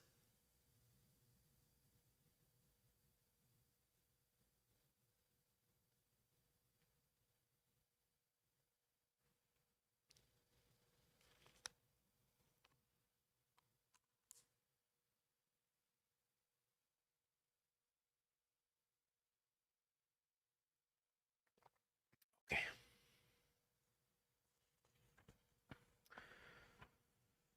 Let's read a little further. Now it's explained in many places. Now, by the way, it was that one paragraph that got me to teach these 4 classes. The entire discourse I learned because of this one last paragraph that we learned. I taught because I told you the story that I was having what felt to me as an indulgent moment. I went out with my wife, and we were having like a lunch. It was dinner, but you know why it happened? I told the story then was because we started this thing that every day by dinner, my wife, she's already in the days of Mashiach, so she undertook this year that we have an empty nest now. No one is home, so it's just me and her. So we eat dinner. And she said, she started on the 19th of Kislev, we should learn Tanya by dinner every day. So, okay. So we always do the daily Tanya. One day we went out, so we were in the restaurant. And she said, we're going to do Tanya. So I was teaching Tanya. In Tanya, I don't remember what the Tanya was, but I felt a little bit uncomfortable with after have read the Tanya, which was so much emphasizing soul over matter. And here we are sitting in a restaurant and sitting and choosing for 10 minutes what we're going to order from the menu, which felt like overly indulging in physical pleasure. And I felt like there was this, and I expressed it to my wife, like we're sitting here and learn the Tanya. So then she said, but how can it be that that Hashem is giving us, throughout all the generations, we've never had such access to so much food, kosher food, and the things were always so minimal and poor, and Hashem is giving to us now because we're already getting to the days of Mashiach. So, do we have to continue with this mindset that this is all bad and just we feel guilty about it, that it's negative, or can we already flip? She didn't go so far in saying it. She says, but it has to be that maybe there's something else. And obviously, I've spoken about this already years earlier. It's not just a new thing, and then the next day, I just opened up a book and learned this discourse. This discourse has always been a favorite of mine, but I forgot it, And I went through the whole discourse, and I got to this. I said, wow, this is like exactly it. It's exactly it. It's a different experience. Obviously, one shouldn't fool themselves, so we need to have right balance. Understand that we are now transitioning to the days of Mashiach. And we have to be sure that our body is fully in compliance with transition mode. So on the one hand, we have to start thinking like this. But on the other hand, we can't let go completely and let the body say, oh, you know what, it's time for pure indulgence, whatever, and it's just going to increase my godly awareness. We have to be aware of the fact that there is an old body that's now switching to the new body. There is a new old world that's giving away, and you have to know where exactly you're standing. But the direction has to be that we have to move into that headspace, and to stop seeing the physical as an anti-godly and as a. We have to let go of that and realize that there is a new world coming our way, and we have to start acclimating to it. Every acclimation should always be done in moderation. It's never good to acclimate. Why is it taking so long for the Gullus to end into Mashiach to reveal? Even though the Rebbe said this is an acclimation period, so that it should be real. Any sudden change in a person is not good for you. So there is time now to learn this, meditate on it, study it, let it slowly filter into our consciousness, so we start gently switching our outlook. Parak Yud. It's explained in many places. That the root of the body is above the root of the soul, which is the theme that we've been learning earlier, that the body is higher than the soul. So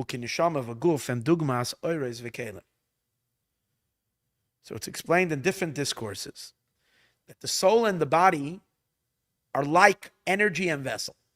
Now I was going to throw another. We spoke in this discourse, we spoke about soul and body. We spoke about nations and the Jewish people. Now, you realize the same theme that we just had, we spoke earlier about the nations. We said that in the days of Mashiach, the more godly recognition there'll be by the nations, the greater the light will happen for the Jewish people. Same idea, parallel to body and soul.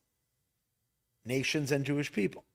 We spoke about that song, Lam Natseach, Psalm 67, which talks about the increase of light that's going to be by the nations. Yismachu v'yiranenu le'umim, the nations will sing. Kisish b'tam Machar. That's going to add more in Elokim yechaneinu v'varcheinu. God is going to. Now we see, Mimer is running parallel. Now he's going to throw a new element into the mix, which is really not a new. This is like going to complement the whole thing. These are different pieces, but then we bring it together. Like we're learning in the Elokust Maimer, how you have one idea that is broken in many pieces, and then you put the little pieces together, you get the whole picture. So this relationship of body and soul, the soul enlivens the body, but the body is really higher than the soul, right? Is related to the fact that the root of the soul are what's called in Kabbalah oiros, lights, energies, and the root of the body is what's called in Kabbalah vessels. The entire system of the cosmic order is made up of lights and vessels. For example, we know there are sphirot, attributes. The attributes have the light of the attributes, the soul of the attributes, and the body of the attributes, where are the vessels, the containers. So there as well, the lights are much higher than the vessels. The vessels need the lights to enliven them. However, it's explained that the root of the vessels are higher than the lights. The source of the vessels are higher than the lights. That is enlivening them. Same idea. And that's the reason why when all that translates down here into the physical world, the soul is higher than the body, but really the source of the body is higher than the soul, because it reflects the spiritual dynamics in the higher worlds as well, that the vessels, although they're recipients of the lights, are really higher than the lights. Okay?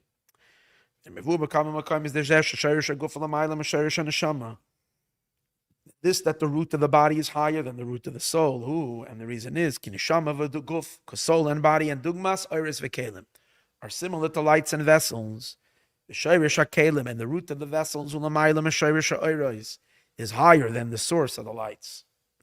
Ukemay, and just like shal yedei hamshachas v'slapshas ha'oiris ba'kelim, nasa yisrain v'safa ba'oiros.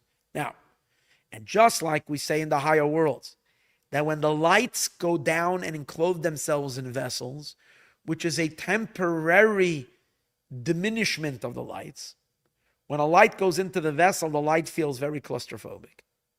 And the light feels very, very trapped and very contained and very uncomfortable. But the lights know that when they go into vessels, that elevates the lights. The lights become enhanced by going down into the vessels. That's the way it is up there. It's explained. That's the only reason the lights go into the vessels.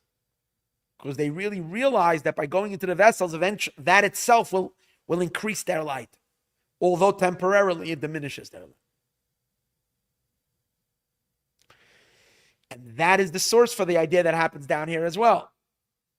That when the soul goes down in the body, not only is the body has a higher source, but because the body has a higher source, the soul is enhanced through the body, right?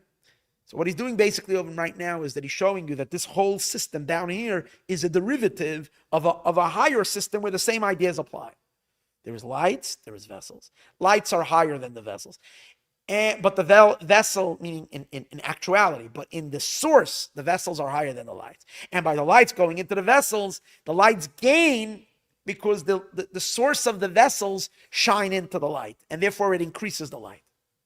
And therefore, our physical world below mirror and reflects the spiritual. Same thing happens down here as well. Just like through the drawing forth and the descent of the lights into the vessels, that causes an advantage and an addition into the lights. Same is also in soul and body.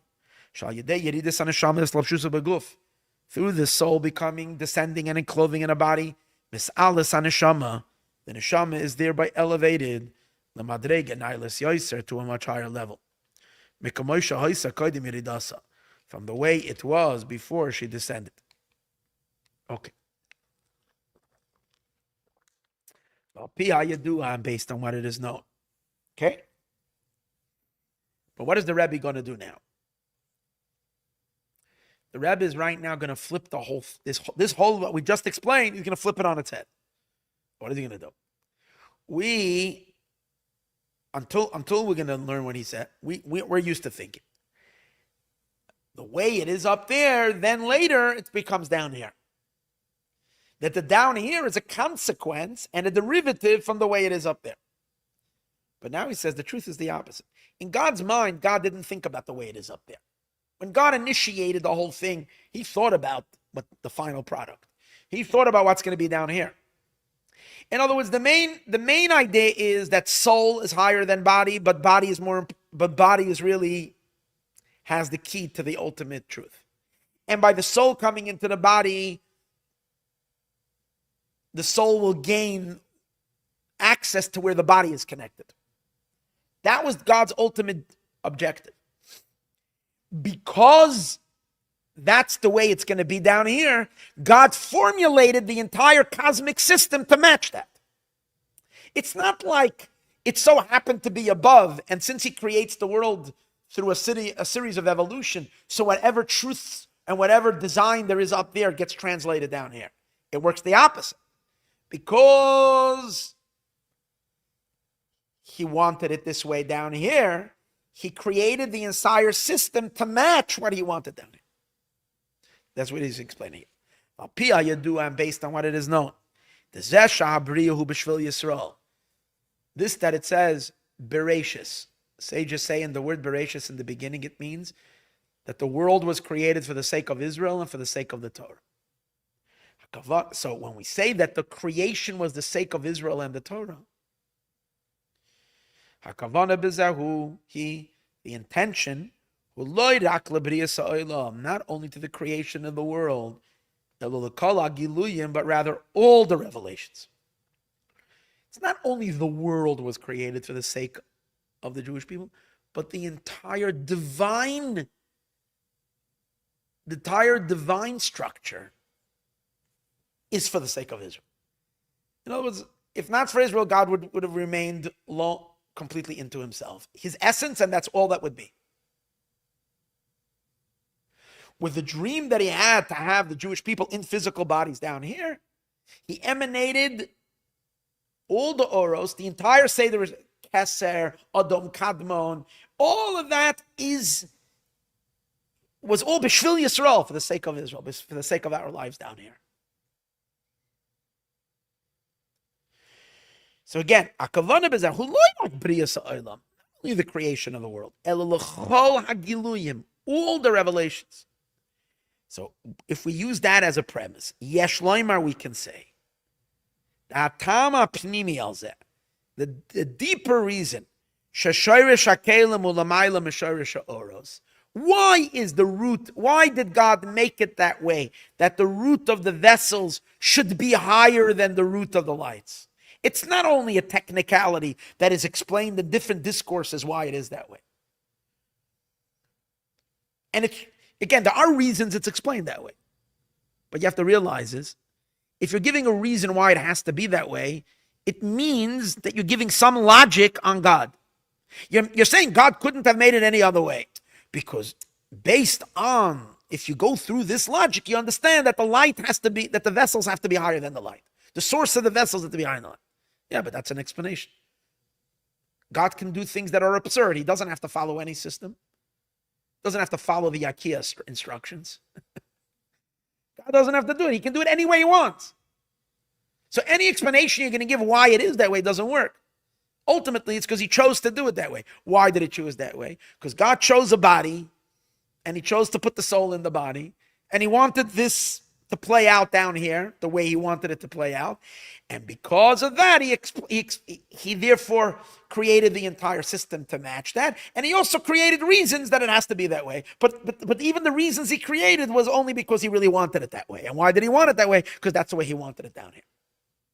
So it's not that those reasons aren't true. Those reasons are true, but that's already an afterthought. Those are reasons he created it with that logic. So now there will be a reason for it. So And then second thing, and that Hashem also made it that way, that through the vessels the lights will be enhanced up there in the supernal worlds. Who? And the reason is the whole intention of lights and vessels, he b'shvil Yisrael, is for the sake of Israel.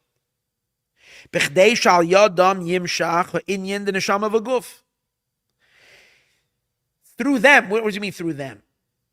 Through the lights and the vessels, and Hashem intended body and soul.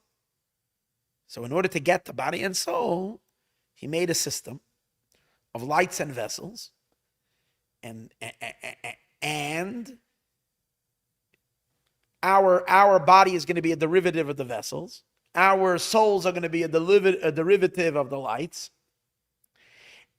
And because he wants the system to work, that the body should enhance the soul, he made the system as well in heaven that way as well, so that it can evolve this way, exactly the way he wanted.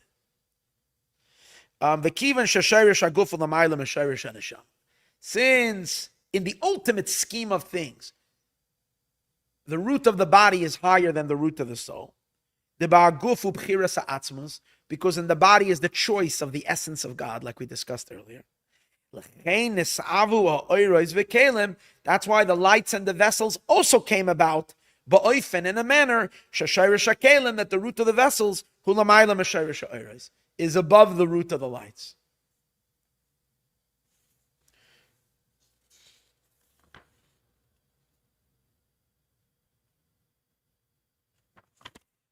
Ella, but he says in a parentheses. I thought I'll skip the parentheses for now, but let's Ella, but only. Shebenishama v'guf, by the soul and the body. This that the root of the body is higher than the root of the soul has nothing to do with the body. It's not like the body essentially, that the body has a quality.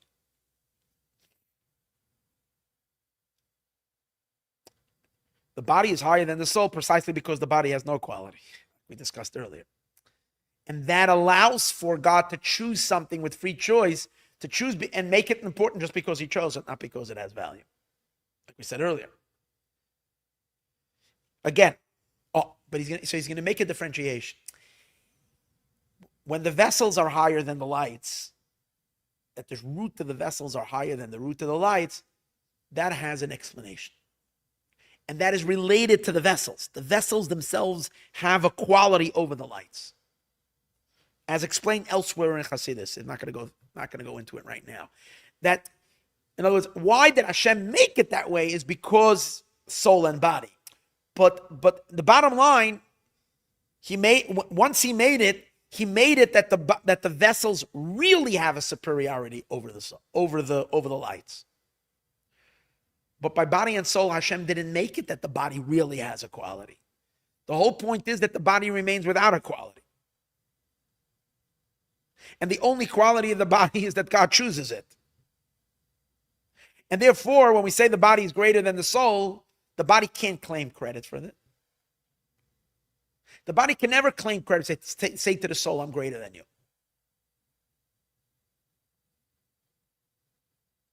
The quality the body has nothing to do with the body. It has to do purely because God chose it. Not because the body has a quality to be chosen. And that's why the quality of body is bittul. Like dirt. It's everything and it's nothing at the same time.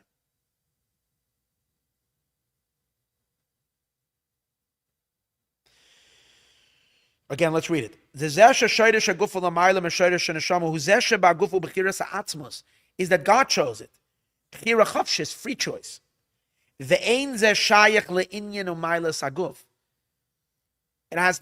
God is not, the reason why it's free is because there's nothing attractive about the body that God should choose it. So he's choosing it because he chose. So the quality of the body has nothing to do with the body.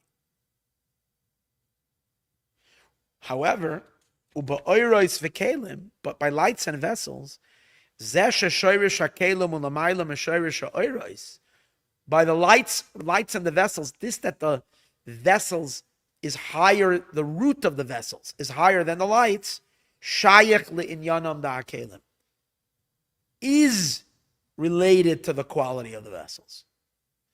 In other words, the vessels have something intrinsic in them that makes them superior to the lights that go inside of them. But now, so let's understand from where it starts. Everything begins with God dreaming about a body, about having a home in the lower world, and choosing a physical body that has no quality. And then, and precisely because of that, it's related to God's essence. Once Hashem, however, and then Hashem puts the soul in the body so that the soul can gain the quality of the body as well. Like we learned earlier, remember? Fine. But in order to bring about this system, God sets the entire cosmic order in this system. Energies and vessels.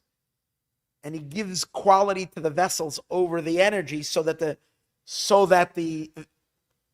energy shall want to go into the vessels and gain the quality of the vessels. But over here, he actually gives the vessels a real quality.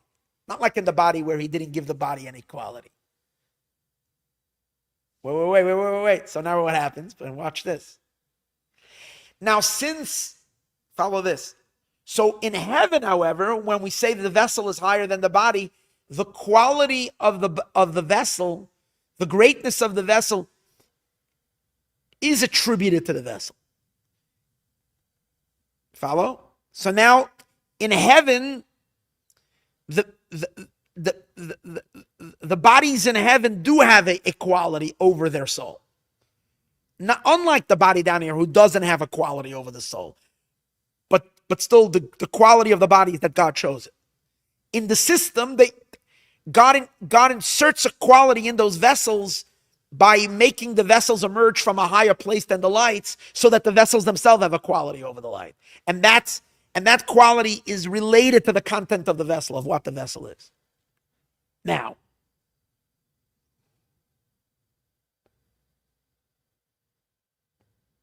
in the actual sense, how is our soul and our body, how do our soul and body eventually end up in existence? Through the lights and the vessels. In other words, first exists the spiritual worlds, and then comes the physical.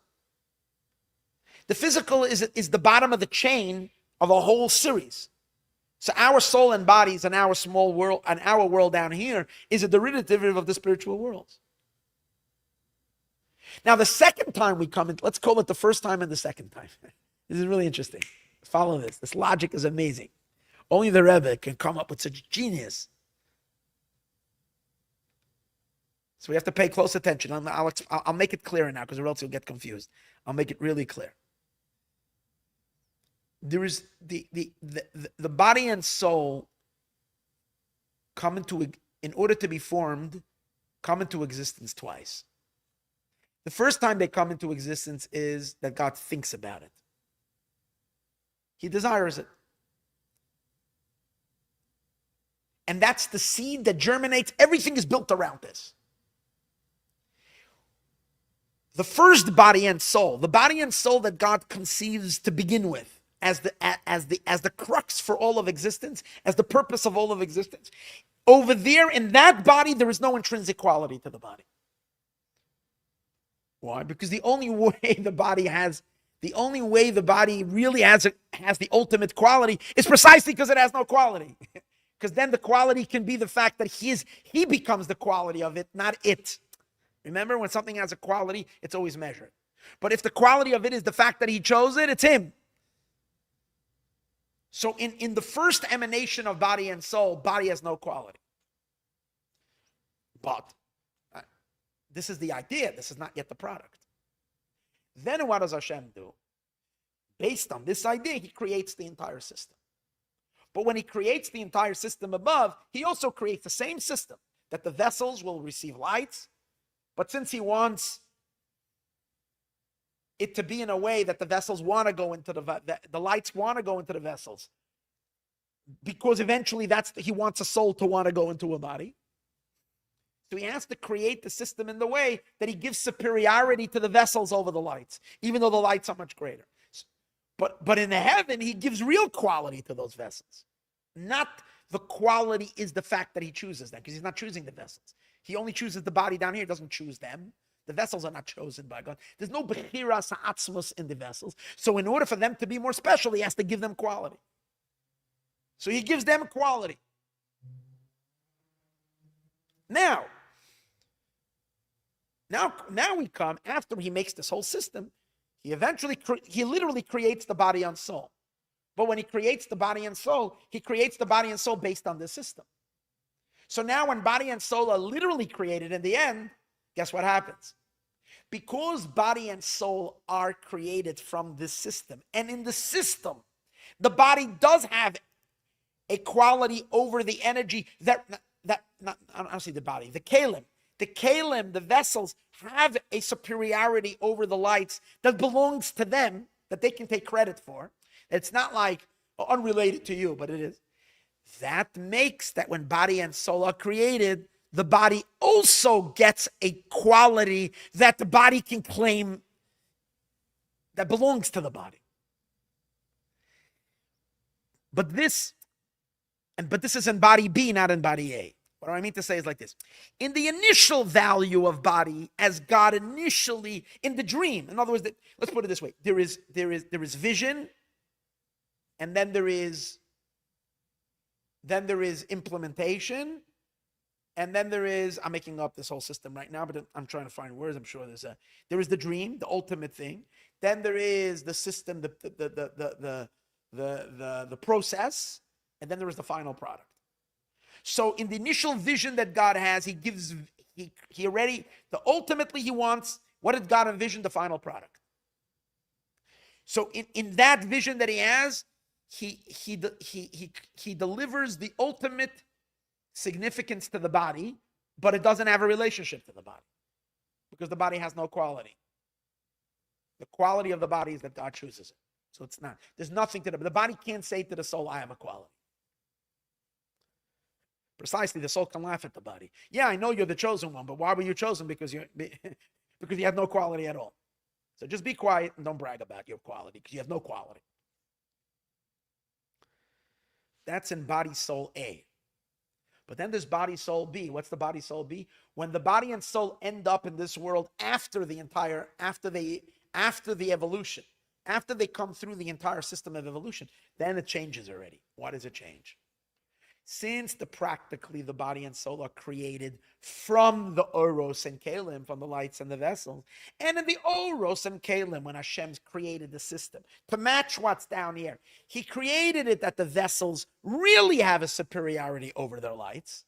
So that trickles down into the actual creation, that the body that is created from the vessels do have a quality over the soul.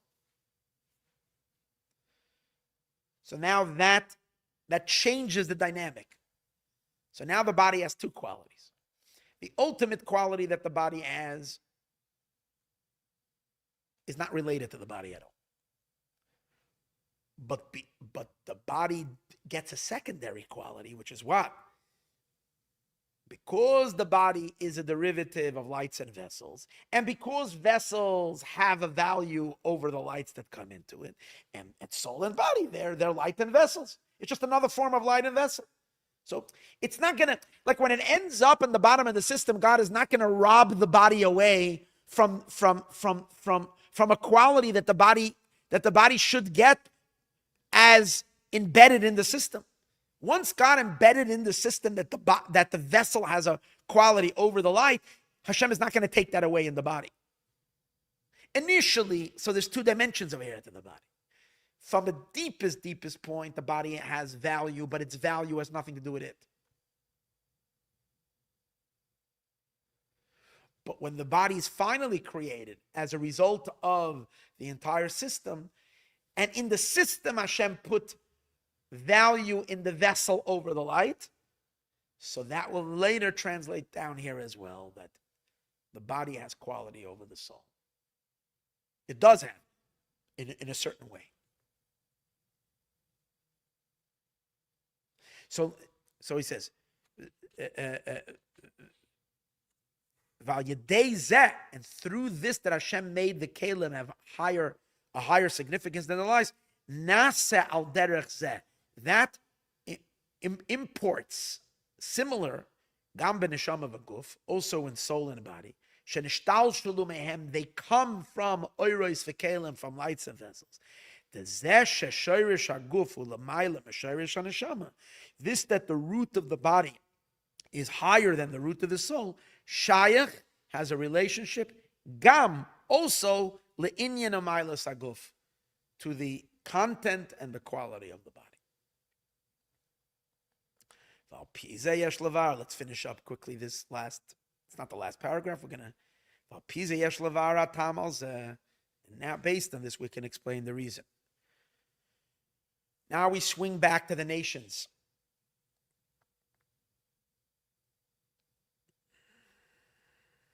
Nations and Jews. Remember, the class is called Symbiosis of Body and Soul, Gentile and the Jew. Jew and Gentile. So how does that work?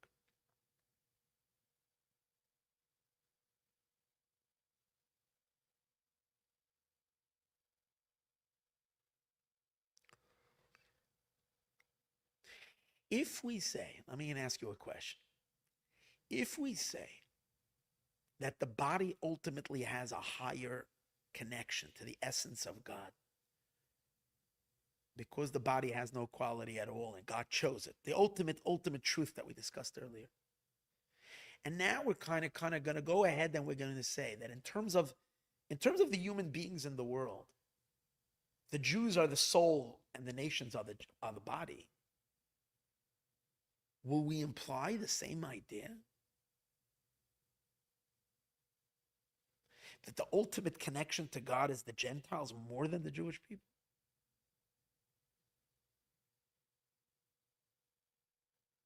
No, we cannot say that. And it's not true. It isn't.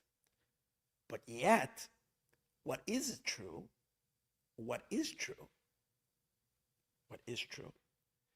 is that through the just like through the enhancement of body, it enhances the soul. It is true that through the enhancement of the experience of the nations in the days of Mashiach, it will increase the light to the Jewish people. In other words, we're implying a certain part of it, but not the whole thing. And why is that? Because precisely of this deep last point that he just explained now, that when we speak about body and soul, body having something superior to soul, we have to look at it two dimensions. The ultimate quality of the body, the ultimate is it's God's choice. Nothing to do with the body.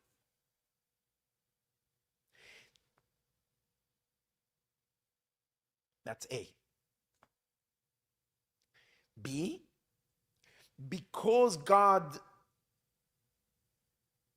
envisioned, as we said, this vision, he created an entire system that matches, which puts emphasis on the vessel over the energy, which later translate that the body actually gets a quality over the soul. Because the body is vessel, and vessel is always higher than lights. But that's a much, you see, that whole idea that vessels are higher than lights is a much smaller quality than the big, enormous quality that the body has because God chose it. What we can really say over here is that, imagine the body has two circles around it. One is the brightest, highest, most incredible circle, and that is the choice of God, is choosing the body. And in that circle, the body is way beyond the soul, unimaginably higher than the soul. And there's a smaller circle that surrounds the body and the soul, where the body is higher than the soul. That's already related to a quality that the body has because body is vessel, and vessel is higher than light. But why is vessel higher than light? Why did God make this system that vessel should be higher light? Because a derivative of something that he just chooses for no reason at all, that he wants body to be his ultimate, because he chooses body, right? So now, watch this. That second idea, which is a much smaller idea than the grand idea, that idea we apply to Jew and Gentile. Because Gentile, their source is from their source is from the angels, and the angels are sourced in the vessels. Again, in general in the world, all the Gentile nations, each one has a ministering angel. Their spiritual soul is angel. Now, what's the source of angel? Vessels. What's the source of the Jewish neshama? The Jewish neshama is not sourced in angels. The Jewish neshama is sourced in the lights above, not in the vessels, in the lights, much higher than the vessels. Vessels are higher than lights. That's why the Jews are a light unto the nations. That's why the Jews are the soul of the nations. But because God made the system that what? That vessels have a quality over the light, a quality over, but that's a limited quality. The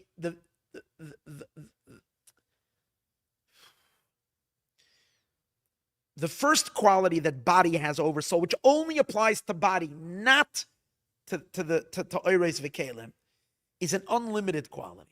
And it's not a quality, it's the fact that God chooses it. That's unlimited. That preciousness is unlimited. That is only applying to body and soul. It doesn't apply to the system. What does apply to the system is that God mimicked and reflected this idea into the system. When he applied that idea into the system, he built the system in a way that there should be a superiority in vessel over lights. That's a very limited quality, but it's still a quality. Now that limited quality does apply to Jew and non-Jew. Jews are the lights of the world. They are the soul of the world. Non-Jews are like the vessels. The non-Jews come from the angels, and the angels come from the vessels, the containers, part of the definitions of the world. That's why the non-Jews are subject to nature, and the Jewish people are miraculous, because lights are infinite and vessels are finite. Structure, definition, nations. But because in the system, what did God make? That the vessels should have a superiority over the lights, and through the vessels will be enhanced the lights. So that's what happens down here with Jew and Gentiles as well. That the Gentiles who are sourced in the vessels, and the Jews that are sourced in the lights, the Jews are the energy to the nations, and the brilliance of the nations, and the mind of the nations, like the soul is the mind of the body. But yet when the Jews repair the nations, invest themselves in the nations, and repair the nations, they elevate the nations, and then the nations elevate them.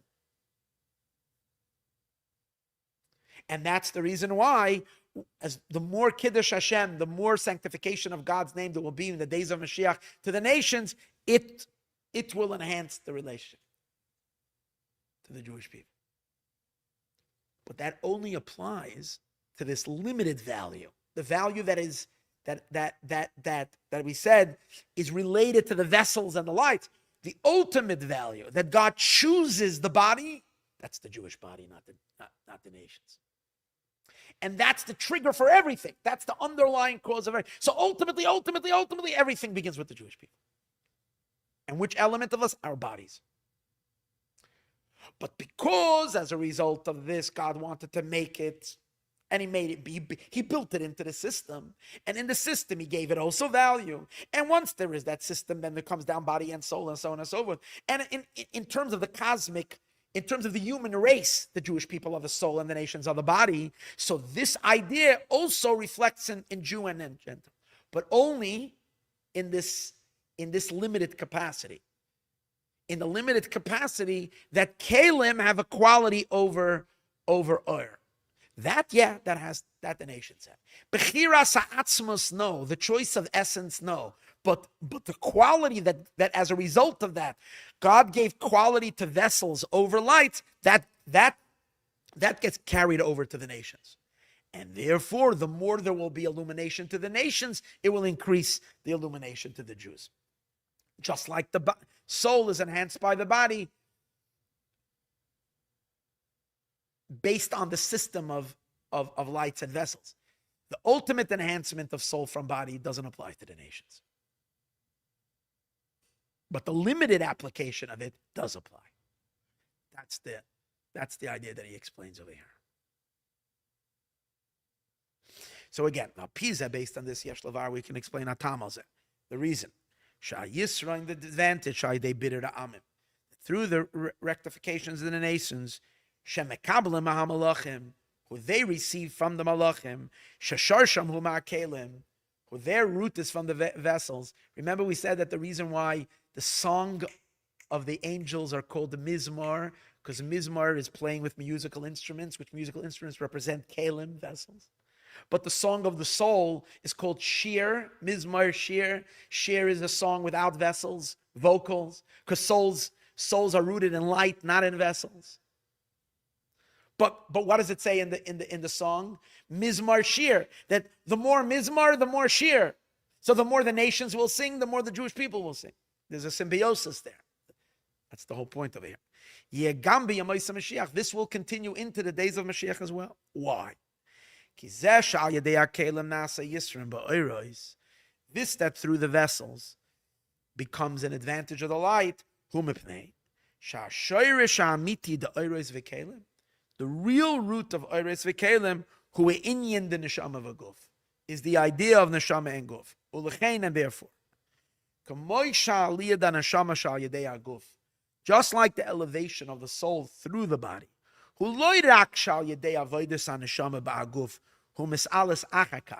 not only that through the soul working with the body, the soul then has an elevation afterwards separated from the body, but that the soul needs to be in the body in other words, the quality that the body gives to the soul accompanies the two of them forever.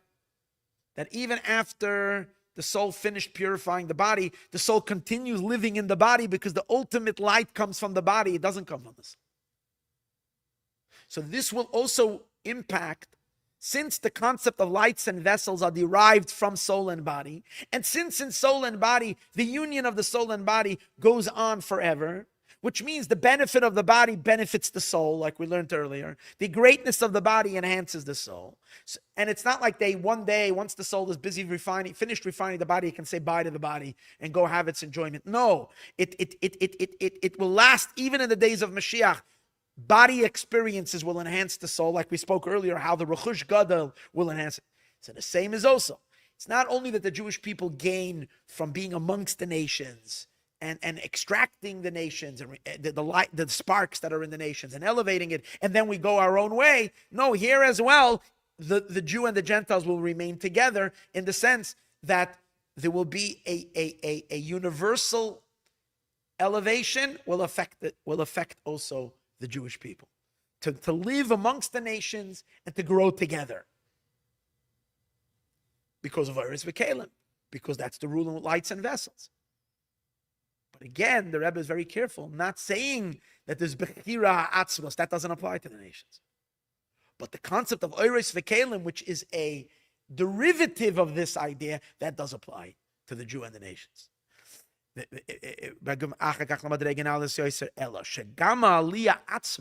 But also the elevation itself, the La'asad Lavi of the future, that the soul derives nurture from the body. Al derech zeh, similar to that, hu b'negei la yisran shal yedei kelim, is regarding the advantage that happens through the kelim, that it's not only that the kelim impart a greater energy to the light, and then the light can run away from the keli. No, the light needs to constantly remain with the keli, and through the keli, the light is continuously enhanced, and that later trickles down that through the nations, the Jewish people remain enhanced because of the nations. Meaning through the Kiddush Hashem, through the godly revelations that will happen to the nations, will also increase the and the same as the angels. That we also have an advantage through the angels. Angels too assist the souls. Souls are assisted by when Mashiach will come, we will not send the angels away. The angels will also be by the party. And their party will increase our party. And from there it will translate even lower to the nations. It starts with Kalim. In other words, that the Kalim benefit the light forever. Not just that the light gains from the Kalim and then the light can go away from the Kali. The light remains with the Kali. It translates into the next level to Malachim, angels, and souls. That the souls benefit from the angels. Through the thing that the angels sing, it increases our song. And then it translates down here into our world as well. Through the benefit of the nations will benefit Israel as well. Through their song will increase our song. And so